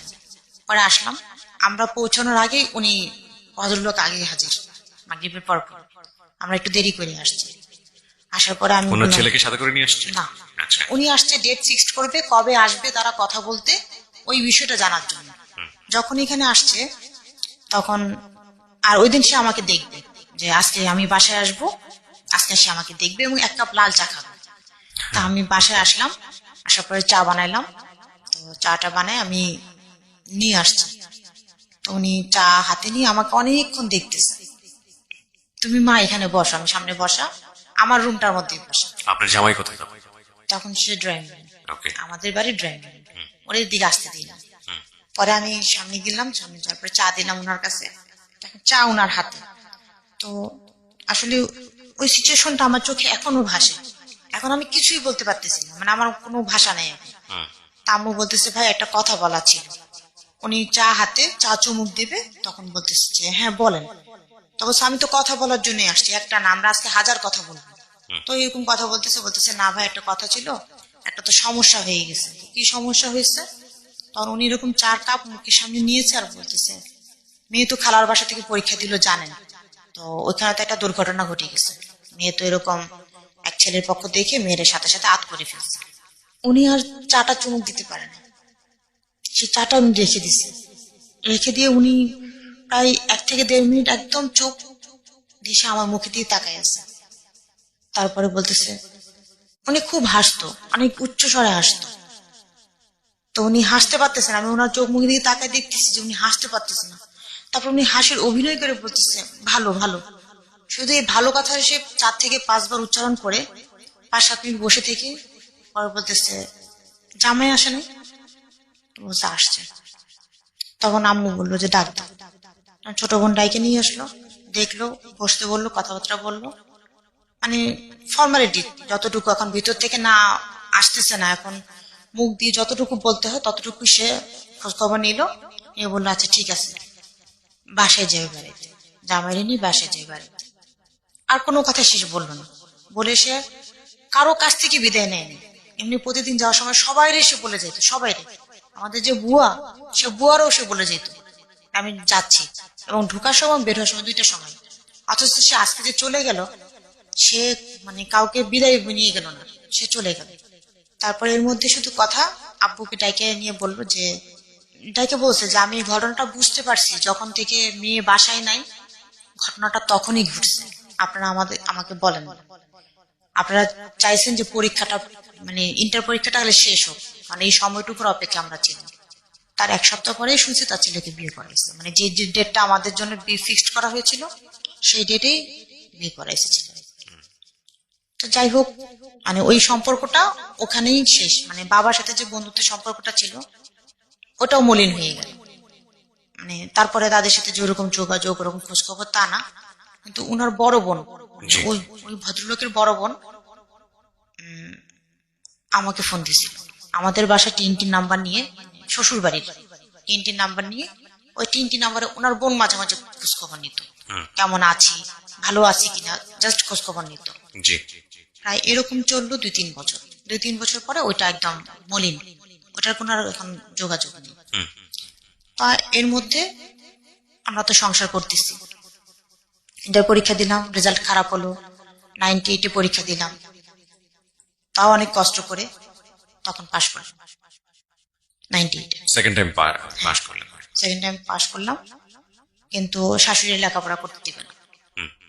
শ্বশুর বললো চালিয়ে যাও, আমি আছি। কারণ সে তো জানে যে আমাকে কিভাবে নিয়ে আসছে এখানে, সে সিচুয়েশনগুলো তো সে ক্রিয়েশন করছে। তো সংসার ভালোই করতেছিলাম, কিন্তু একটা কষ্ট ছিল, সেটা হচ্ছে হাজবেন্ড বেকার, সে তো স্টুডেন্ট, সে ইনকাম করবে কোথা থেকে? সে তো বাবার হোটেলে খাচ্ছে, বউ নিয়ে চলতেছে। এখন শাশুড়ি সংসার চলে আসছে, এখন শাশুড়ি নানান কথা, ছেলেও খাওয়াইতেছে, ছেলের বউ খাওয়াইতেছে, বার্ডেন না? তো মজার বিষয় কি, যখন আমার বিয়ে হয়, ইন্টার পরীক্ষাটা শেষ করার পরপরই যখন আমি সংসারে বসে পড়ি, তখন আমার এই প্রতিদিন খাওয়া দাওয়া নিয়ে খোঁটা শুনতে ভালো লাগে। কারণ আমরা তো ওই ফ্যামিলিতে বড় হইনি যে আমি তোমাকে খাওয়াইতেছি, তুমি বেকার, তুমি বসে বসে খাচ্ছ। এই কথাগুলো তো আমরা কখনো শুনে অভ্যস্ত না, এগুলো টলারেট করতে পারতাম না। তখন হাজবেন্ডে বলতাম যে কিছু একটা করো, মানুষ তো রিক্সা চালায়, কিছু করতে না পারো, তোমার মামার গার্মেন্টস আছে সেখানে ঢুকো। তো তার বাবাও আমাকে তাকে বলছিল যে আমার সাথে সাথে পরীক্ষাটা দেওয়ার জন্য, যে দুজনে একসাথে লেখাপড়া চালানো যায়। এখন সে বিয়ে করছে, তারপরে সে সংসার করতেছে, তার লজ্জা লাগে, এই জন্য সে পরীক্ষা টরীক্ষা দিল না, লেখাপড়া আর কন্টিনিউ করলো না, ওই আন্ডার ইন্টার থেকে গেল। তা আমি পাশাপাশি লেখাপড়া চালাই গেলাম, অনার্সে ভর্তি করে দিল জগন্নাথে, ওখানে ক্লাস করলাম, আসা যাওয়া করলাম মোটামুটি। তারপরে পরীক্ষা টরীক্ষা দিলাম, পাশ করলাম। কিন্তু এর মধ্যে অভাব অনটনের মধ্যে ঘরের মধ্যে বসে টিউশনি শুরু করলাম। অভাব অনটন বলতে? হাজবেন্ড বেকার, শ্বশুরের ঘরের উপর বসে খাই দুজন মানুষ, শাশুড়ির প্রতিনিয়ত সেই কথা, তোমারে খাওয়াইতেছি, বউরে খাওয়াইতেছি, তেল সাবান খরচ হচ্ছে, যেগুলো ফ্যামিলিতে হয়ে থাকে। আর আসলে ওই যে বললাম না যে ক্লাসমেটরা বলতো যে এই ছেলের কাছ থেকে দূরে থাক। ওর বাবাটা অনেক ভালো থাকলো, মাটা মোটেও ভালো ছিল না,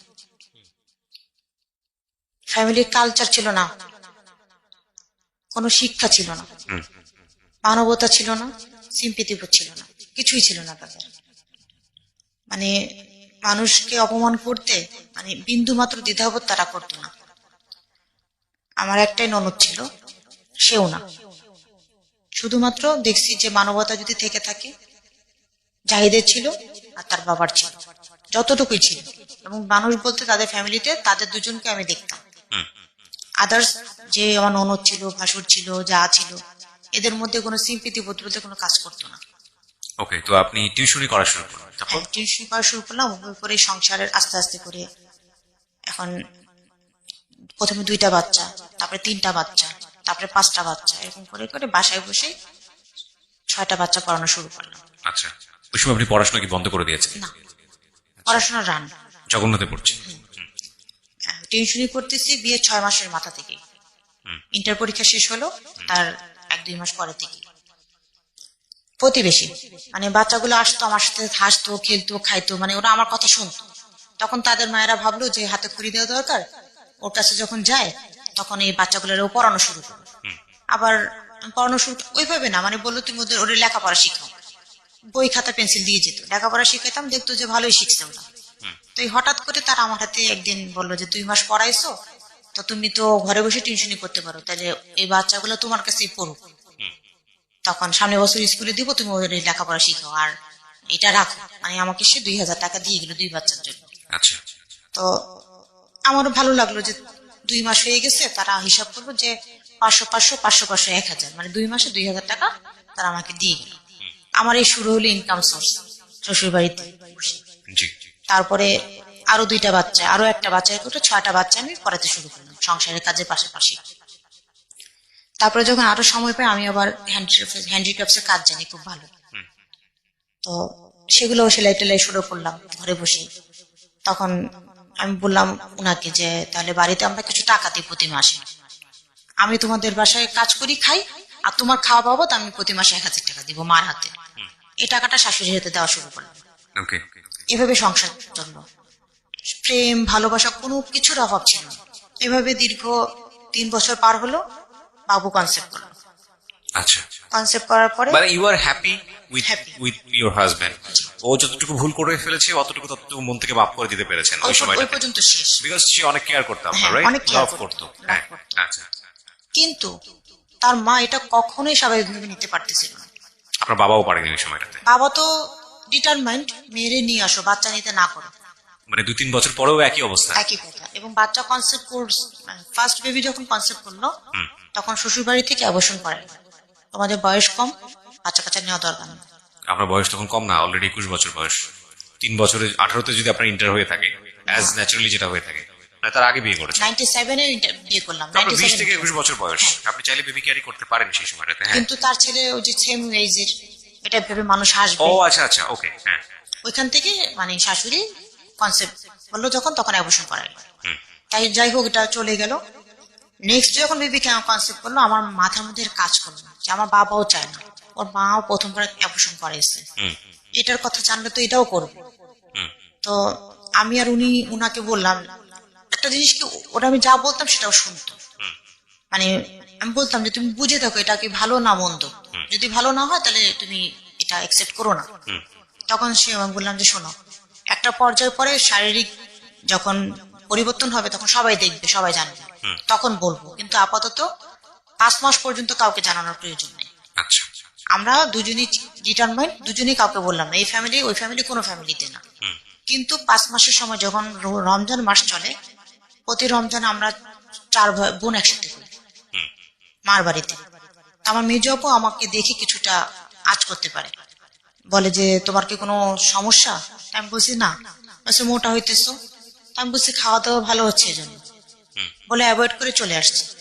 তো মেজপুর কাছ থেকে তখন ওই যে হাজবেন্ড বেকার, জি। হাজবেন্ডকে স্টাবলিশ করার জন্য মেজপুর কাছ থেকে টাকা নিয়েছিলাম ব্যবসা করার জন্য। কত টাকা?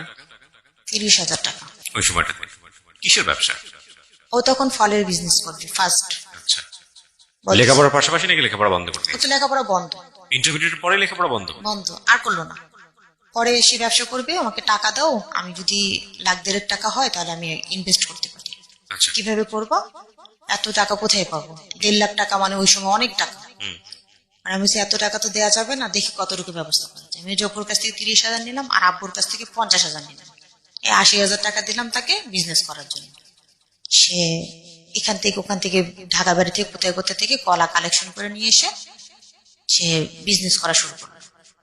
6 মাস এরকম চলার পরে -0, পুঁজি পাট্টা সব শেষ, বিজনেস শেষ। কলার বিজনেস? জি। এটা খাইলো কে? মাঝখান দিয়ে প্রফিটেবল হইলো আমার ভাসুরা, ভাসুরের বউ, তারাই বিক্রি করলো, তারাই টাকা পয়সা উঠাইলো, মানে তাদের দিয়ে কাজ করায়, সে শুধু ইনভেস্টার। আমি না করলাম যে নিজে না থাকলে বিজনেস হয় না, তুমি এগুলো টেক কেয়ার করো। সে টেক কেয়ার করলো না, শেষ বিজনেস। আবার 6 মাস 7 মাস ঘুরলো, আবার কাজ শুরু করলো। কি বিজনেস করবো? এবার বিজনেস করবো হচ্ছে কি আপনার গার্মেন্টস এক্সেসরিজের।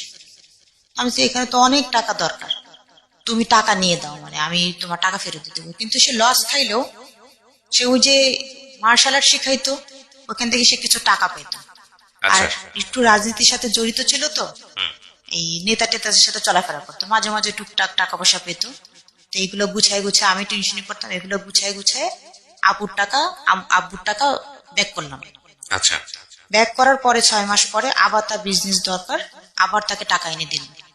এবার বড়পুর কাছ থেকে, তারপরে আমার এক ফ্রেন্ডের কাছ থেকে, এখান থেকে ওখান থেকে মিলাই জিলাই তাকে আবার এক্সেসরিজ এর বিজনেস ধরাইলাম। সেখানেও সে মার খেল। এরকম করে করে 2 বা 3 বার মার খেল। লাস্টলি এখন তাকে আমি বললাম যে এভাবে চলে না, পার্মানেন্ট কিছু করো। তারপরে চিন্তা ভাবনা করলাম পার্মানেন্ট কি করা যায়, কি করা যায়, এভাবে আমার টাকা দিয়ে সংসার চলবে না। আমি একটা স্কুল পাশাপাশি টিউশনির পাশাপাশি একটা ইউনিসেফ এর নাম তো শুনেছেন? জি। ইউনিসেফে যে সুবিধা বঞ্চিত শিশুদের শিক্ষা যে সাইটটা, ওই স্কুলে একটা চাকরি নিলাম আমি। আচ্ছা। সুবিধা বঞ্চিত বাচ্চাদের পড়ানোর জন্য 30টা বাচ্চা, 30টা বাচ্চা দায়িত্ব আমার, ক্লাস 5 পর্যন্ত, 1 থেকে 5 পর্যন্ত। তো ওখানে ভালোই স্যালারি দিত। তো আমি ওই স্কুল, বাড়ির পাশে স্কুল, একটা রুম আমি ঠিকঠাক করে নিলাম। তখন কি পড়াশোনা চলছে আপনার নাকি বন্ধ হ্যাঁ, করে? তখন আমি পড়াশোনা করছেন প্লাস হচ্ছে সংসার প্লাস হ্যাঁ, হচ্ছে এই টাকা পয়সা সবকিছু। রোজগার করছেন। ততদিনে কিন্তু বাবু হয়ে গেছে। বাবু একটা সামলাচ্ছেন। এই জন্যই বলা হয় যে বাংলাদেশের নারীরা যতটা পারে ততটা আসলে পুরুষরা। আর যখন ওখানে জব করি, বেবি তখন হয়ে গেছে। আর বেবিটাও হয় হচ্ছে 2001। জি। 2002-তে নভেম্বরে যে শ্বশুর মারা যায়। আচ্ছা। তো শ্বশুর মারা যাওয়ার পরে উত্থান পতনটা লাইফে মানে শুরু হয় তখন আমরা যখন শ্বশুর মারা যায় তখন আমরা মানে বাসার বাইরে, মানে আমাদের শ্বশুর বাড়ির বাইরে। যখন বেবি হওয়ার পরে শাশুড়ি জেদ ধরলো যে আমাদেরকে নিয়ে সে সংসার করবে না, আমাদেরকে ডিভাইড করার জন্য। তো আমার শ্বশুর আমাদেরকে সুন্দর মতো করে বললো, আমরা আলাদা বাসা ভাড়া নিয়ে উঠে গেলাম। জুলাই, আগস্ট, সেপ্টেম্বরের দিকে আমরা বাসা শিফট করে অন্য বাসায় উঠলাম। আর নভেম্বরে যে শ্বশুর মারা গেল, তখন আমার বাবু মাত্র আধো আধো কথাবার্তা বলে। মারা যাওয়ার পরে তখন বেসিক্যালি শাশুড়ি তো একা হয়ে যায়। তখন শাশুড়ি আমাদের সাথে আবার থাকা শুরু করে।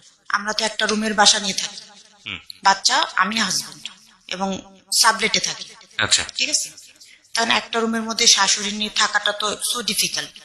তারপরেও থাকলাম 6 মাস মতো। তো শাশুড়ি নিয়ে আমি উপরে বেডে থাকি, আর বাচ্চার বাবা ফ্লোরে বেডে বিছানা করে থাকে। তো একটা সময় পরে হাজবেন্ড তো একটুখানি মনক্ষুণ্ণ হয়, কারণ সে তো তার স্ত্রীকে সময় মতো কাছে পাচ্ছে না। তো একটু রাগ, একটু জিদ, একটু মানে জেলাসি গুলো মনের মধ্যে থেকেই থাকে। ভালো কথা বললেও রিয়াক্ট করে। তার মধ্যে আবার আছে শাশুড়ি একটু কান পড়া, ঝালাই, এই সমস্ত আজে বাজে কথাবার্তা থেকেই থাকে। তোমার বউ এই করে, তোমার বউ সেই করে, মানে রাগ একটু থেকেই থাকে। তারপর আস্তে আস্তে আমি বুঝতে পারলাম যে রিয়াকশন, প্রতিক্রিয়াগুলো কেন হচ্ছে। আর আমি বললাম যে এক কাজ করো, আমাদের আসলে একটা রুমের মধ্যে খুব কষ্ট হচ্ছে। ওইভাবে না, মানে সুন্দর করে তাকে বললাম যে মারে বলো, যেহেতু মা আমাদের সাথেও থাকতেছে, তাহলে আমরা যদি ভাড়া বাসা না থেকে নিজেদের বাসায় থাকি, তো মার রুমে মা থাকলো, আমাদের রুমে আমরা থাকলাম, তাহলে মাকে আমরা সাপোর্ট দিতে পারতেছি। মাকে এই কথা বলো, তো আমরা এই বাসাটা ছেড়ে দিয়ে আমাদের নিজেদের বাড়িতে আবার উঠে যাই। তখন বেসিক্যালি সে তার মায়ের সাথে ব্যাপারটা শেয়ার করার পরে তার মা সরাসরি ডিনাই করলো বিষয়টা, যে না, এটা পসিবল না, আমি তোমাদের এখানে থাকি এই জন্য তুমি এই কথা বলতেছো, তোমাদের এখানে থাকবো না। রাগ করে সে 1 সপ্তাহ আসলো না। আমি বললাম যে রাগের মধ্যে তুমি আর তাকে ডাকতে যেও না, দেখো সে কি করে, তাকে বারবার বুঝাও, কারণ এইভাবে থাকলে সম্ভব না, কারণ আমাদের সম্পর্কগুলো নষ্ট হয়ে যাচ্ছে। আর বাচ্চাটা বড় হতেছে, প্রতিনিয়ত যদি আমরা এরকম মিসবিহেভ করি, বাচ্চাটা ওইগুলো শিখবে। তো একটা পর্যায়ে যে ব্যাপারটা বললো যে ঠিক আছে, মাকে এভাবে বুঝাই হবে না, জোর করতে হবে মার সাথে, কারণ আমার মা আমি তো চিনি। তো এর মধ্যে তার মাকে এসে বুঝাইলো, বোঝানোর কাজ হলো না, মাকে বললো তাহলে বাসা ছেড়ে দাও, ফার্নিচার গুলো মার বাসায় উঠাই, তুমি তোমাদের বাড়িতে থাকো। আমি আমাদের বাড়িতে থাকা শুরু করলাম। তো বাচ্চা অসুস্থ, বললো যে তুমি থাকো, 10-15 দিন থাকার পর তুমি আবার এখানে চলে আসবে, মানে একটা জাস্ট নিজেরা বুদ্ধি করলাম।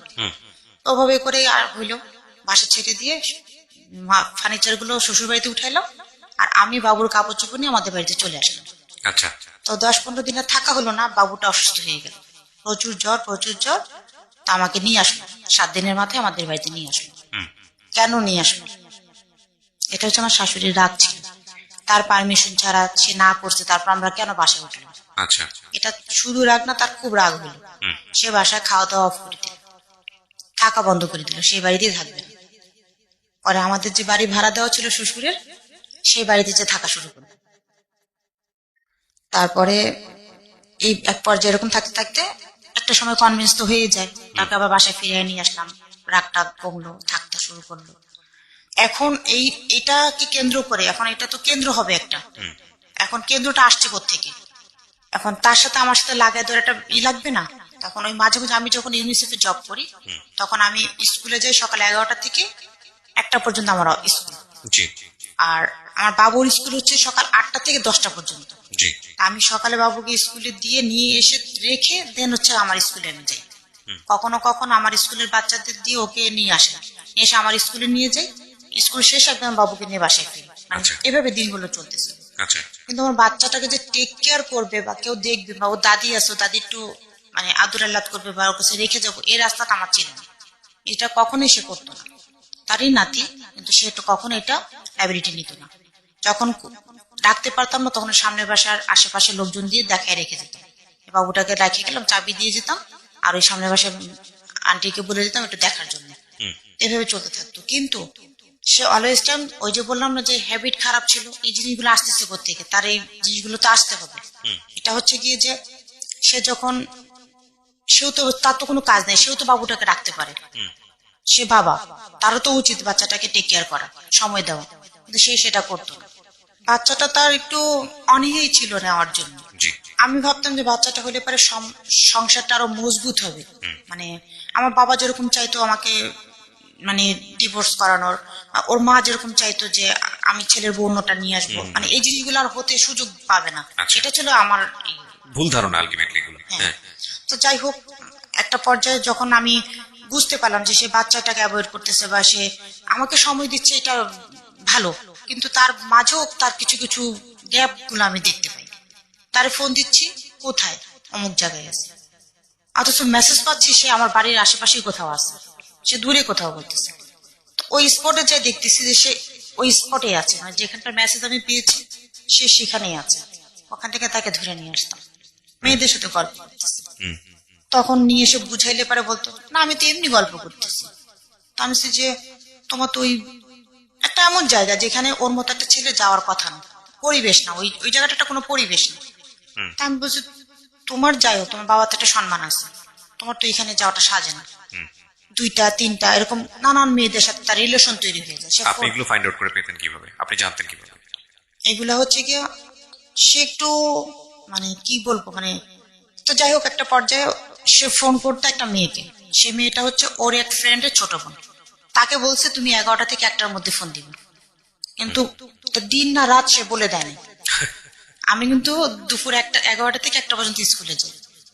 এখন ওই মেয়ে ফোন দিচ্ছে ফোন দিচ্ছে, ফোন পিক করতেছে না। কে ফোন দিচ্ছে, দেখো তো কে ফোন দিতেছে, আমি তো জানি না। বললেই কিন্তু পারে যে মমতাজ ফোন দিচ্ছে, মেয়েটার নাম মমতাজ।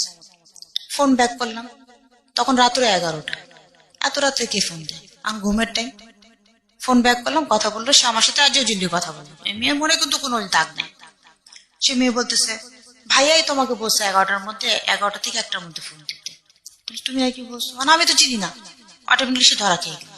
একটা পর্যায়ে তখন ওই মেয়ে সবকিছু খুলে বললো আমাকে, ভাবি তুমি ভাইয়াকে ফিরাও, এই ঘটনা, ভাইয়া তো আমাকে লাভ করে, সে আমাকে বিয়ে প্রপোজাল দিচ্ছে। কি প্রপোজাল? মেয়েটা ছিল ওর এক ফ্রেন্ডের ছোট বোন। এদের বাড়িতে কন্টিনিউ আসা যাওয়া করতো তারা, গান বাজনা করতো মেয়েরা। তাই আমি বলছি ঠিক আছে, বিয়ে কবে? অমুক দিন। আচ্ছা ঠিক আছে, সাক্ষী লাগবে না? সাক্ষী আমি হব। আমি বলছি যেদিন তোমাদের বিয়ের দিন সেদিন আমি হাজির হব। কয়টার সময় যাবো? দুপুর টাইমে এসো। আমি স্কুল থেকে আপনি কি ফান করেছেন বিষয়টা নাকি? না, এটা রিয়েল। আমি স্পটে গিয়ে ধরবেন। হ্যাঁ, আমি স্পটে যাই। সে অস্বীকার করে, আমার কাছে ব্যাপারটা অস্বীকার করতেছে। আমি তার মাকে জানাইছি, তার মা বলতেছে ছোট বোনের মতো দেখে, একসাথে গান টান গায় ওরা, ছোট বোনের মতো দেখে, এগুলো কোনো বিষয় না, তুমি এগুলো মাথায় নিও না। তার আগে একটা কথা বলি, সেটা হচ্ছে আমাকে বিয়ে করার আগে সে আর একটা বিয়ে করছে। এটা আপনি জানলেন কবে? এটা জানলাম আমি যখন ইন্টার পরীক্ষা দিই, ফার্স্ট বিয়ের পর পর। বিয়ের পরে 98 যখন সেকেন্ড বার আমি ইন্টার পরীক্ষা দিই, তখন ইসলাম শিক্ষা পরীক্ষার দিন যে মেয়েকে বিয়ে করছিল, ওই মেয়ে যে বাড়িতে ভাড়া ছিল, ওই বাড়িওয়ালার মেয়ে হচ্ছে সেই বছর পরীক্ষা দিচ্ছিল আমার সাথে। আচ্ছা। ওই মেয়ে যখন জাহিদের সাথে আমাকে দেখে, তখন মেয়ের মানে কনফিউজড হয় যে এই মেয়েটা কি। তখন আমাকে জিজ্ঞেস করে ওই লোকটা কি, আমি আমার হাজবেন্ড। তখন বলে যে পুষ্পকে সে বিয়ে করছিল। পুষ্প হচ্ছে একটা মেয়ে, সেটা হচ্ছে হিন্দু একটা মেয়ে। সে তাকে নিয়ে ওরকম বিয়ে না, সে সিলেটে শাহজালাল মাজারে যাইয়ে মাজার সাক্ষী রেখে তারা বিয়ে করছে। এটা কি